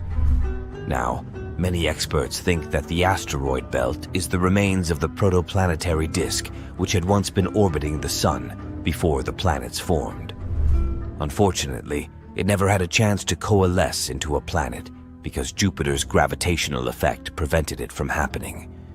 In any case, even though Phaeton's was a good story, it's not popular anymore. So, astronomers have just announced that they might have found signs of possible life on a planet outside our solar system. Wow! This distant world is called K2-18b, and it sits about 124 light-years away in the Leo constellation. So, what life are we talking about? Little green men? Octopus-like tentacled creatures? Well, not exactly. First things first, let's define what life is. It's what distinguishes animals and plants from inorganic matter, like the ability to grow, reproduce, and change. Now, what do we need to support life? If what comes to your mind is water, bingo! Scientists have the feeling that K2-18b might be covered in oceans, and if it's so, it can support tiny forms of life like microbes. A team of researchers from the UK and the US used the James Webb Space Telescope to look at the planet's atmosphere. They found hints of two very special chemicals. On Earth, only living things can produce those, and the living things I'm talking about are mostly tiny ocean plants called phytoplankton. So, basically, this planet might indeed host life in the form of algae. Now, of course, scientists still need more proof before getting too excited. We should keep in mind that it's possible that those chemicals were made by something we don't understand yet, not necessarily by living things. But still. K2-18b is a big boy. It's more than 8 times heavier than Earth and about 2.5 times larger. So what makes it even more interesting is that it's located in the Goldilocks zone around its star. That means it's not too hot and not too cold there, just right for the existence of liquid water, which is highly important for life as we know it. Astronomers study faraway planets like this by watching how their light changes when they pass in front of their star. This allows us to figure out what kinds of gases are in the planet's atmosphere. Back in 2013, the James Webb Space Telescope found methane and carbon dioxide in the atmosphere of the planet. These are carbon-based molecules, and it was the first time they were found on a planet in the habitable zone. Scientists also saw a weak signal of a chemical called DMS, which is mostly made by tiny ocean life here on Earth. So, the researchers pointed the telescope at the planet again a year later using a different tool that could pick up more light details. This time, they found much stronger signs of DMS and some related chemicals. But the problem is the signals aren't strong enough yet. They haven't reached something called the 5 sigma level, a parameter scientists use to confirm discoveries. Plus, even if the DMS really is there, it doesn't automatically equal the existence of life. Scientists once found DMS on a comet, which means that it can be produced without some kind of life taking part in the process. And still, the amount of DMS on K2-18b looks way higher than anything seen on Earth. That's why some astronomers are sure it's coming from something living. K2-18b has been a top pick for what scientists call a Haitian planet. This term means a big, watery world with thick hydrogen atmosphere. It's not the kind of place where extraterrestrial civilizations like in movies would live. But it could be home to tiny life forms, like the microbes that once lived in Earth's oceans billions of years ago. Once again, not everyone agrees on how friendly K2-18b really is for life. Some scientists think planets like this might actually be too close to their stars to hold on to liquid water. K2-18b orbits its star every 33 days, which is pretty fast, and could mean it's too hot. That's why some experts claim that even if the planet has any water at all, it might be boiling. Or maybe it's not water, but oceans of lava. But most scientists agree on one thing: we should wait and see. With just 16 to 24 more hours of telescope time, astronomers could confirm what they've seen. This could happen in the next few years. And even if it turns out K2-18b isn't the world we're looking for, we're still getting close. With powerful telescopes like James Webb and more coming in the future, we might be able to answer whether we're alone in the universe or not. At the same time, some places in our own solar system, like Mars, Venus, or Saturn's moon Enceladus, might actually have a better shot at hosting life. Or we could keep exploring other promising worlds, like Proxima Centauri b, which is the closest exoplanet we know about. It's just 4.25 light-years away from us and orbits a small star called Proxima Centauri, right in the habitable zone. This planet is a bit bigger than Earth, which makes it a super-Earth. That's what we call exoplanets larger than ours, but much smaller than gas giants like Neptune or Jupiter. Proxima Centauri b is a fast-moving world. It needs a mere 11 days to go all the way around its star. Scientists think Proxima Centauri b might have a rocky surface, and that's a good sign for possible life. On the other hand, its star blasts it with a lot of ultraviolet radiation. It might have already destroyed the planet's atmosphere, if there was any to begin with. So there's a big question mark when it comes to this world's habitability.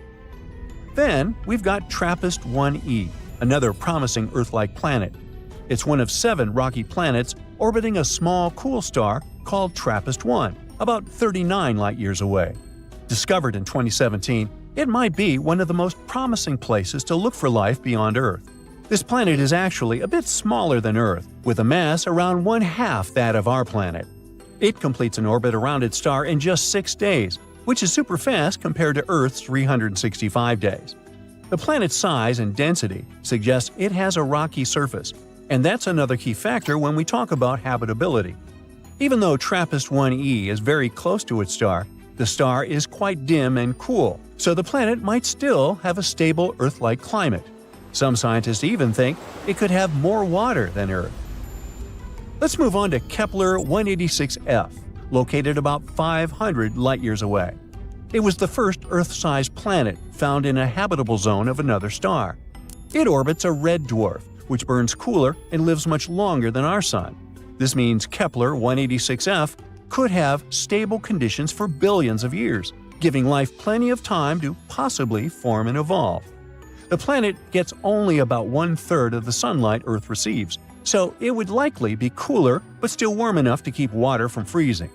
It also seems to be a rocky planet just like Earth, which boosts its chance of hosting life.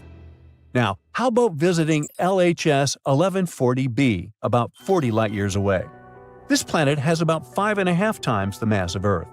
Scientists think it's rocky and possibly has a thick atmosphere, which is a big deal. An atmosphere like that can trap heat, keep temperature stable, and protect water from escaping into space.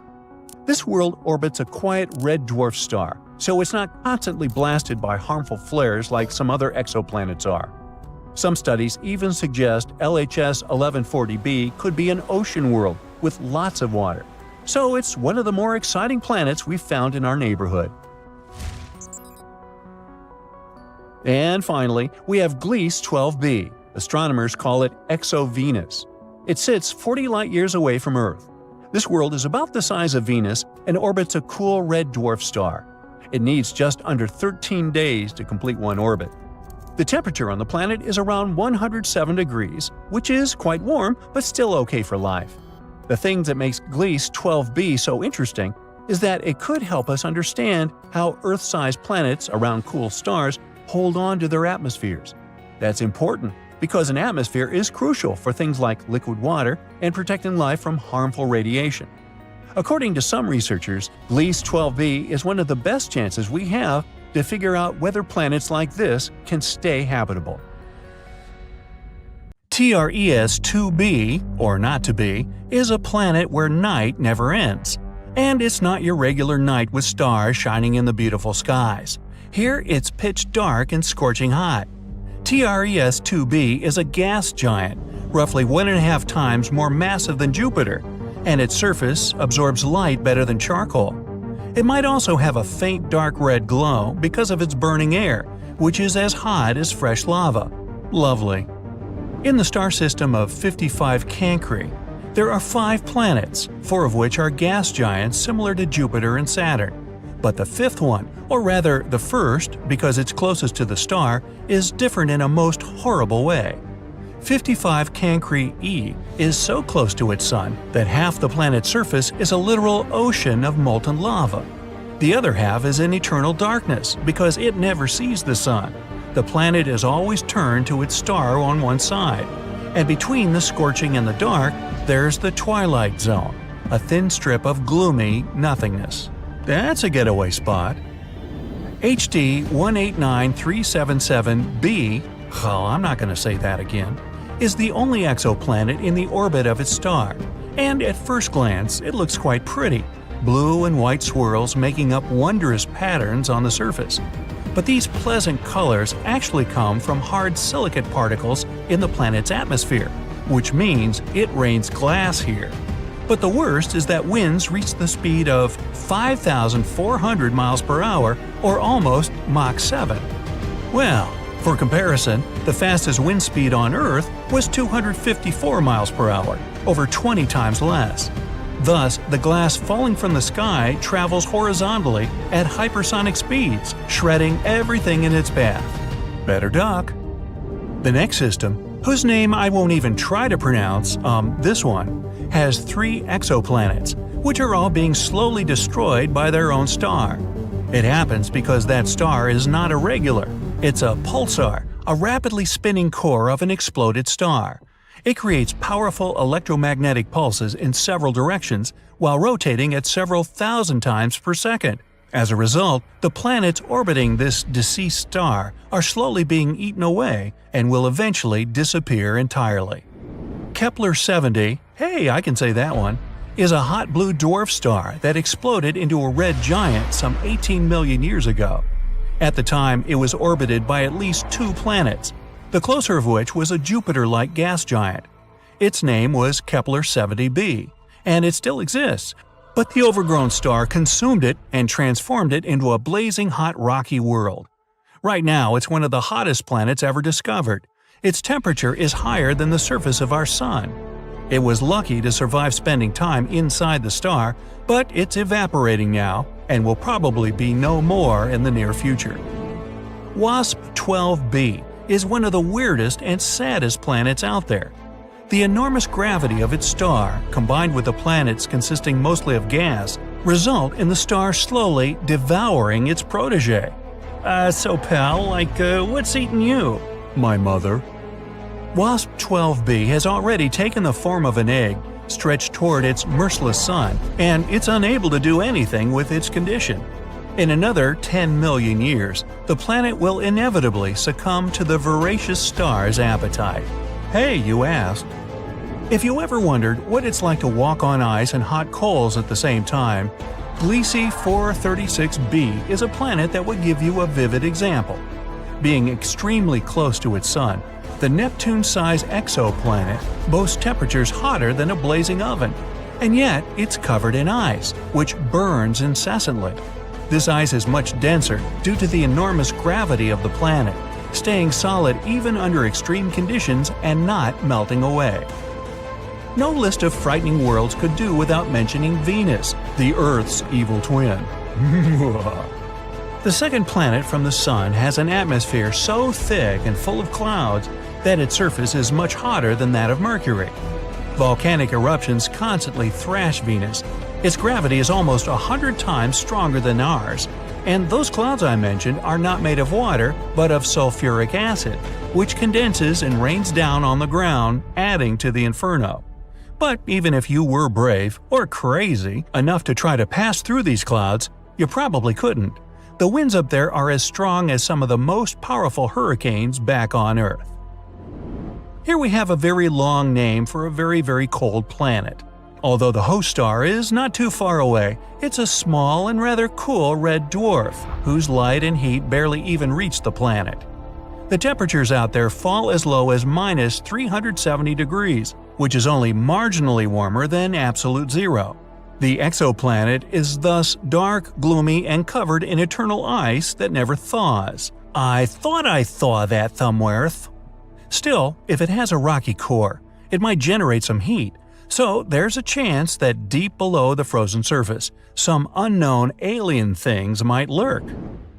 Dimidium, located roughly 50 light-years away from our solar system, is a planet hostile to any living thing on many accounts.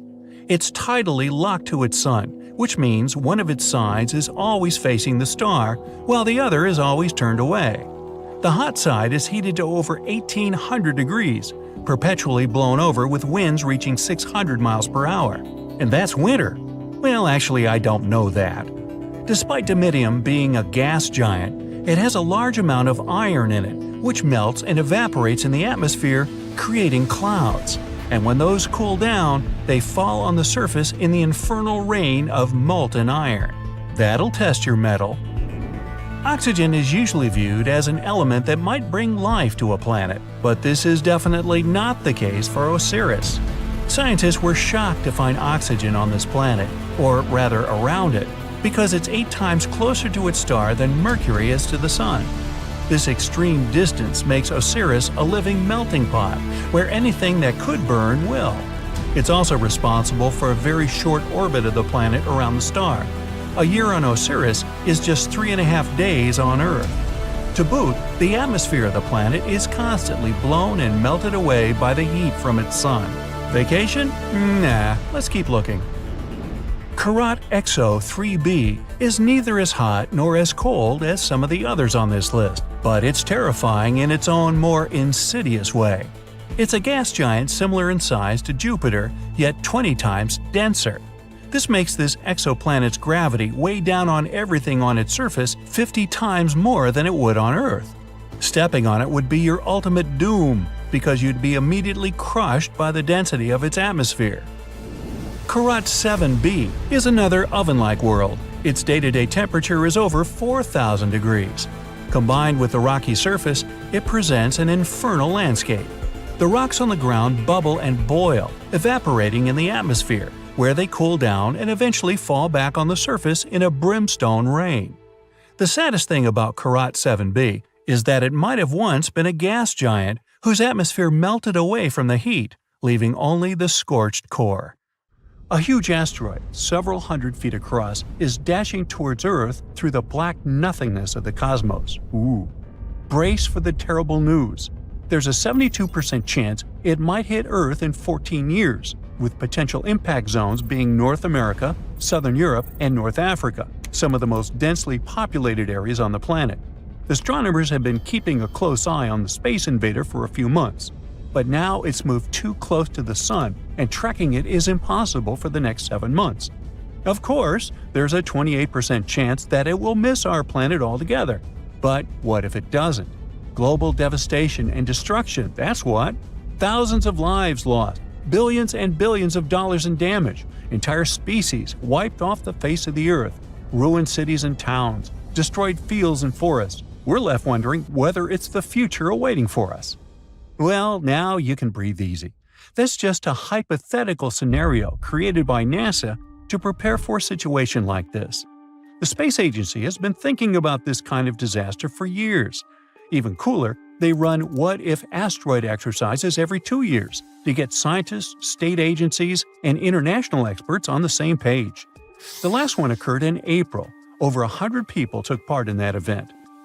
During such asteroid drills, experts pretend that a giant space rock is heading our way. Then they work through all the tricky questions they can come up with, like how big is it? Where might it hit? What should we do? It's like a massive brainstorming session to make sure that if it ever happens, we won't have to start from scratch. To make these scenarios feel as real as possible, NASA's Center for Near-Earth Object Studies gets involved. These are folks who track real asteroids and calculate their orbits. So they simulate months of asteroid observations, complete with uncertainties about its size, trajectory, and potential impact zones. It's the kind of uncertainty that makes decision-making way harder, just like it would be in real life.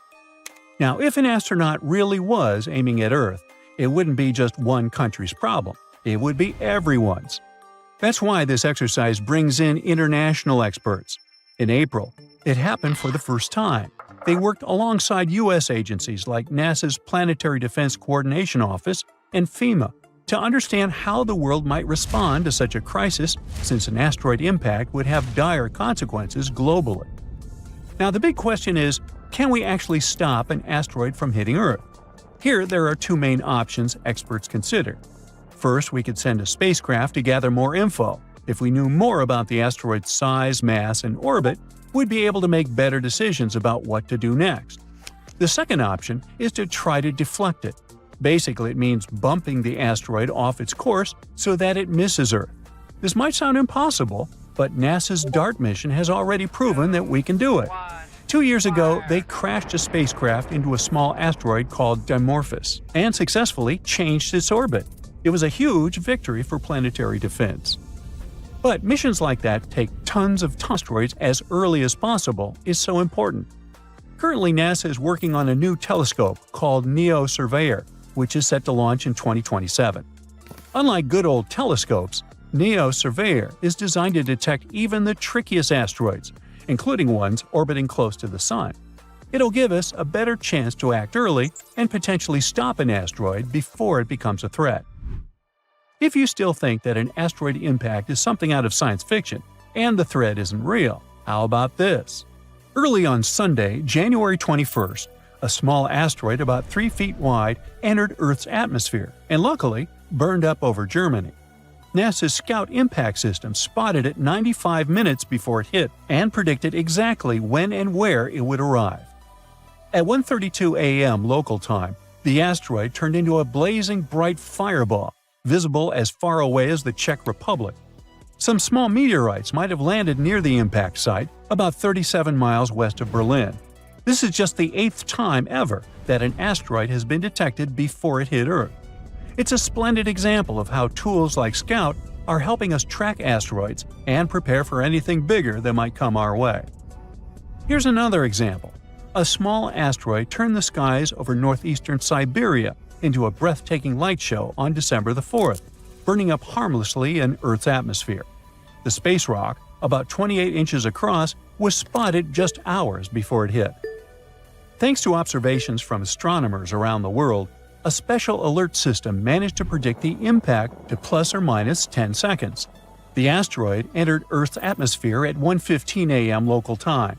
The authorities were put on alert, but there was no damage reports.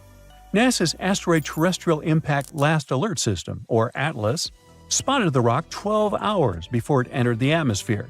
This makes it the fourth imminent impactor, which is an asteroid discovered within hours of its expected impact, detected this year, and the 11th overall.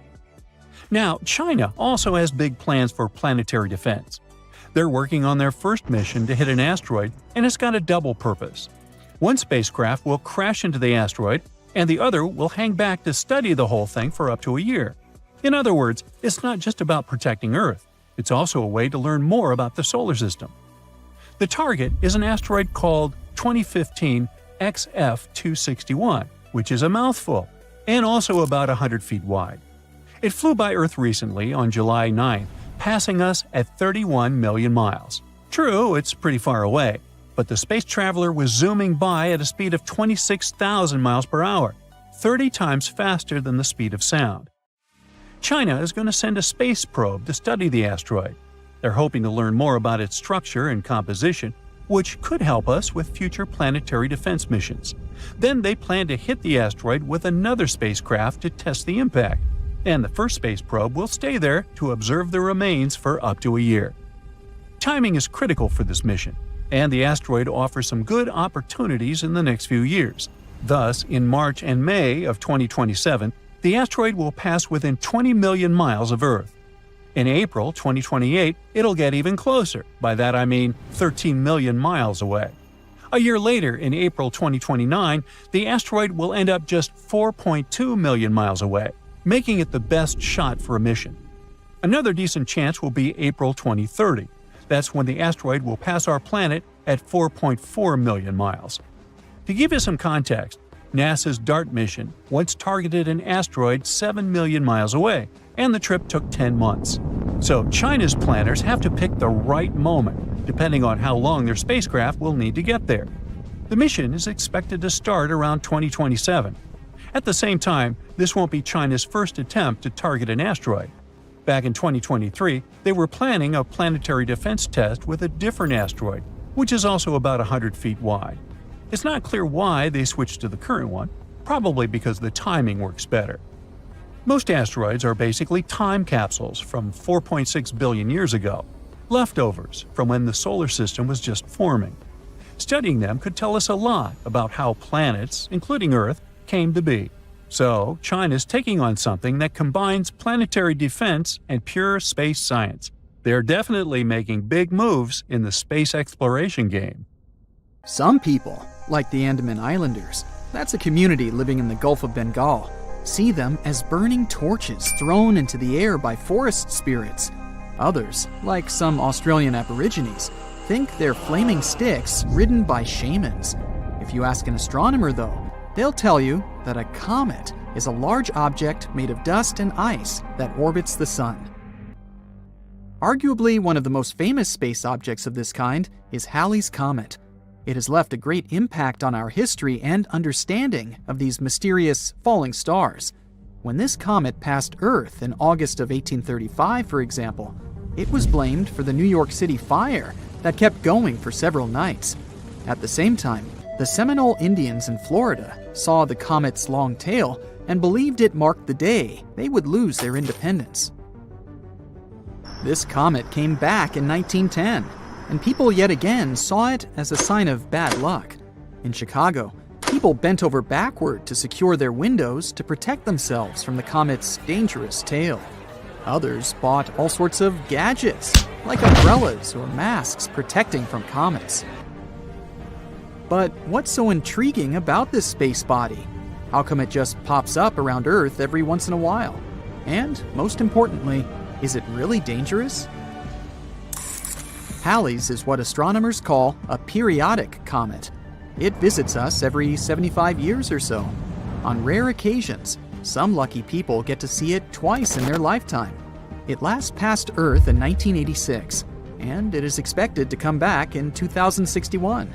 Despite this scheduled return, the comet's orbit can't be predicted with precision.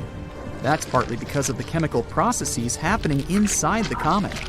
Halley's orbit may also change due to random interactions with other planets and space objects in our solar system. Its official title is 1P/Halley, and it's named after English astronomer Edmund Halley. He was the one who studied the reports of a comet nearing Earth in 1531, 1607, and 1682. Based on his calculations, he concluded that these three occurrences had been, in fact, the same comet, returning over and over again. He also predicted its return in 1758. Halley's discovery also pointed out that some comets, like this one, orbited the Sun, but their journey was not circular. If you look at it in 2D, Halley's orbit looks like an elliptical wire dangling from the Sun. Sadly, Halley didn't live to see the comet's correctly predicted return, but it was named after him. According to the European Space Agency, the first sighting of Halley's comet dates back to March 30th, 239 BCE. Asian astronomers noted it down in the Sheqi and Wenxian Thungkao chronicles. But another study claims that we might have first noticed it even earlier than that, during the times of the ancient Greeks. Writings from that period reported a huge meteor that landed in northern Greece, leaving the local population perplexed. It soon became one of the ancient world's most popular tourist attractions. But the authors also noticed a comet in the sky at the time the meteor landed. They also reported the fact that the unusual space object had remained in the sky for about 75 days. Shakespeare himself seems to have written about this comet in his play Julius Caesar, around the year 1600. In this work, he included a now famous phrase speaking of comets as unusual signs, saying, "The heavens themselves blaze forth." It wasn't the last time famous writers felt a certain connection with this object. Writer Mark Twain even said in 1909, "I came in with Halley's Comet in 1835. It is coming again next year, and I expect to go out with it." Surprisingly, Twain passed away on April 21st, 1910, one day after Halley's had emerged from behind the far side of the Sun. We got a better look at the comet when it last passed us in 1986. Several spacecraft were sent toward Halley's to take samples of the comet's composition. This fleet of spaceships, dubbed the Halley Armada, flew nearby, one of them taking several pictures of the comet's core for the first time in history. We also had much better telescopes to look at the comet as it swung by our planet this time. Based on current studies, there's little to no chance that Halley's Comet could actually pose any danger to our planet. Most of the bad things associated with the comet were just fabrications. Even better, comets, in general, may have made life on Earth possible.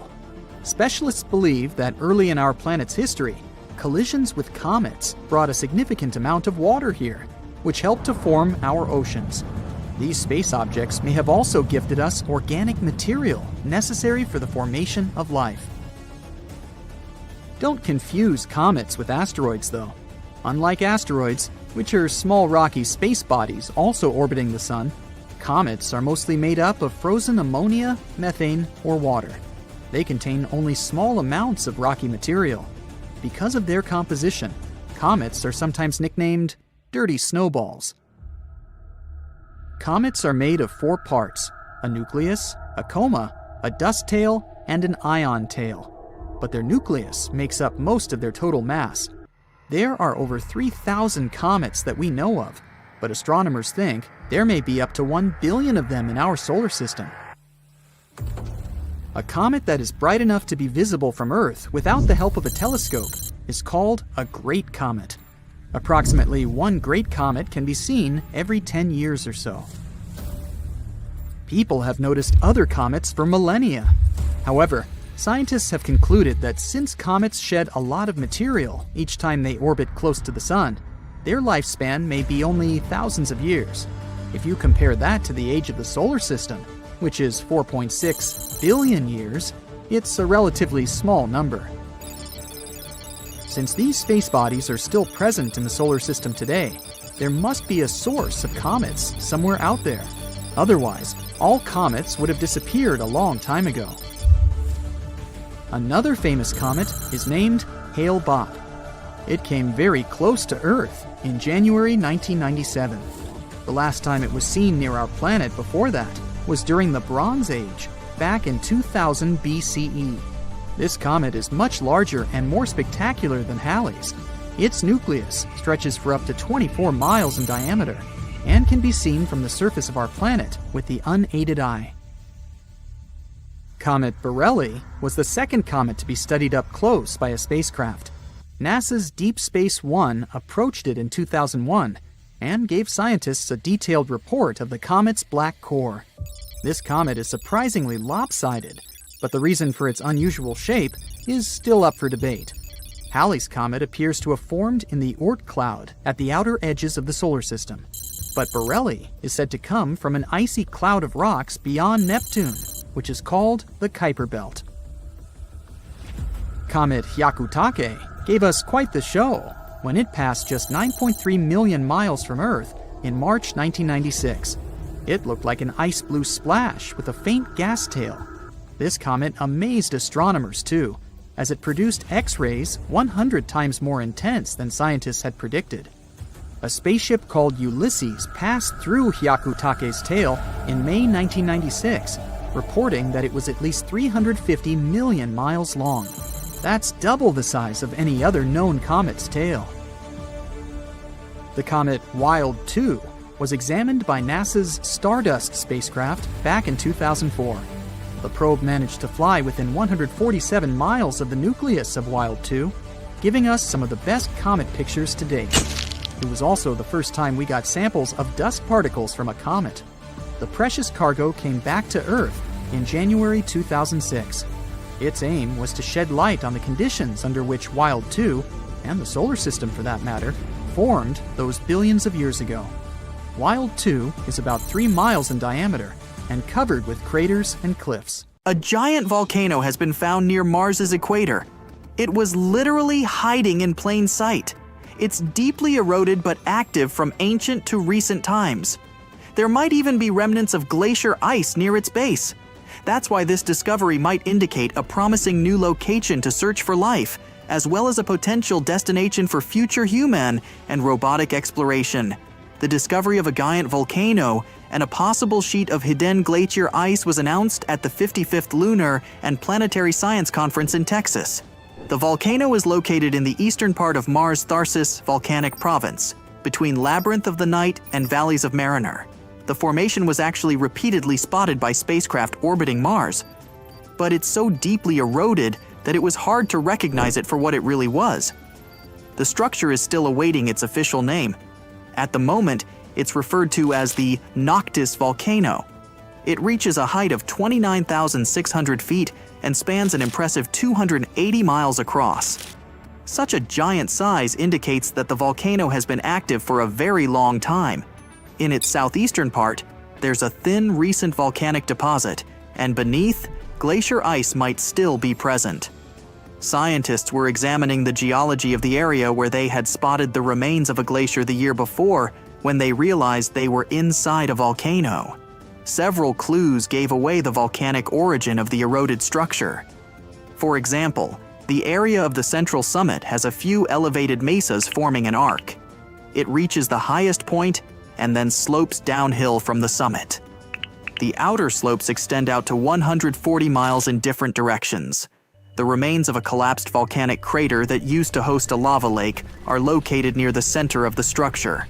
Lava flows and deposits made of volcanic ash, cinders, pumice, and rock fragments ejected during eruptions, as well as hydrated mineral deposits, appear in several spots within the structure. In addition to the volcano, a large area of volcanic deposits within the volcano's perimeter has been found, too.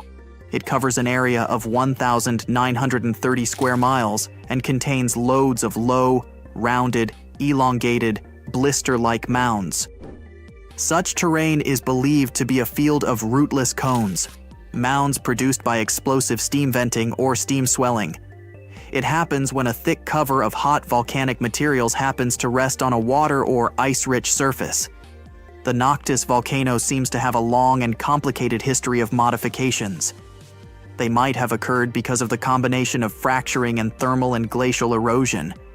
Researchers believe the volcano could be a vast shield made of layers of pyroclastic materials, lava, and ice.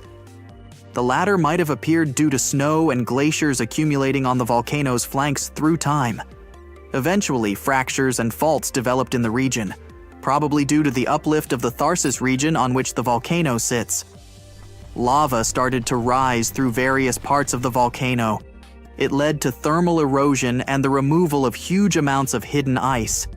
Entire sections of the volcano collapsed. Glaciers continued the erosion process, giving the numerous canyons crisscrossing the structure their peculiar shape. If this version is correct, then possible hidden sheets of glacier ice around the volcano might be the remains of the latest glaciation that impacted the Noctis volcano. And still, a lot about the newly discovered formation remains a mystery. It's obvious that it has been active for a long time and started to grow early in Mars's history, but it's unclear when exactly. Even though it erupted even in modern times, it's unknown if it's still volcanically active. Will it erupt again when people begin to colonize the Red Planet? And finally, if it has been active for a very long time, is it possible for the combination of constant warmth and water from ice to allow the site to harbor life?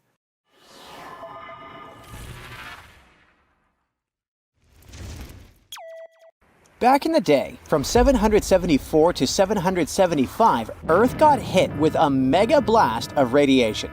This crazy burst of energy left its mark.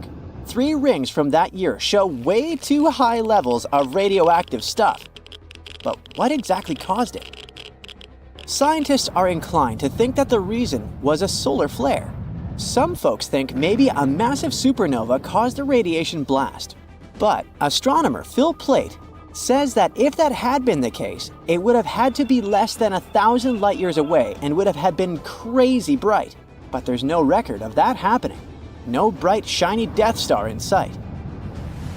After looking at the radioactive carbon and beryllium in tree rings, scientists ruled out a bunch of other possibilities.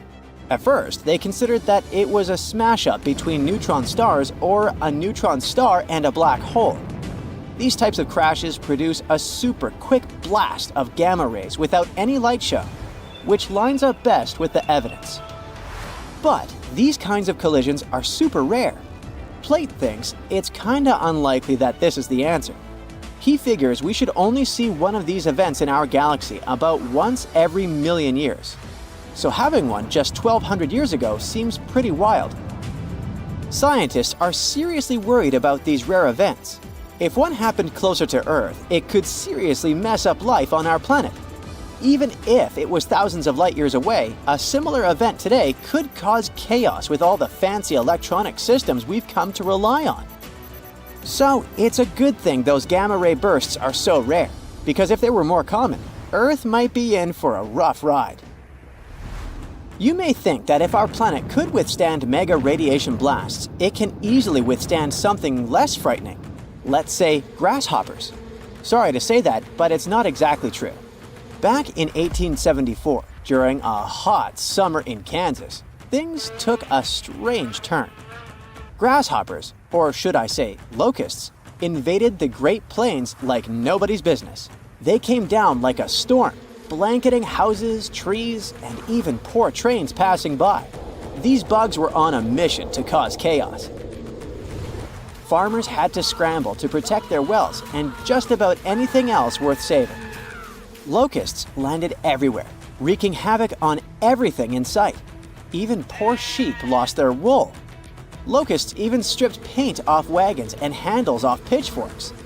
This is how destructive they were. Livestock tried to fight back by eating them, but there were just too many of these insects. That year, those critters caused about $200 million in crop damage. The locust invasion was so tough, even the US Army stepped in to help. In the end, locusts began to disappear, sparing the plains from further devastation.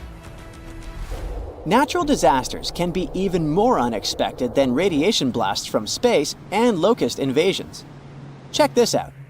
Back in June 2017, a reindeer herder up in northwest Siberia was minding their own business when they suddenly heard a crazy loud blast and saw smoke shooting up from the ground.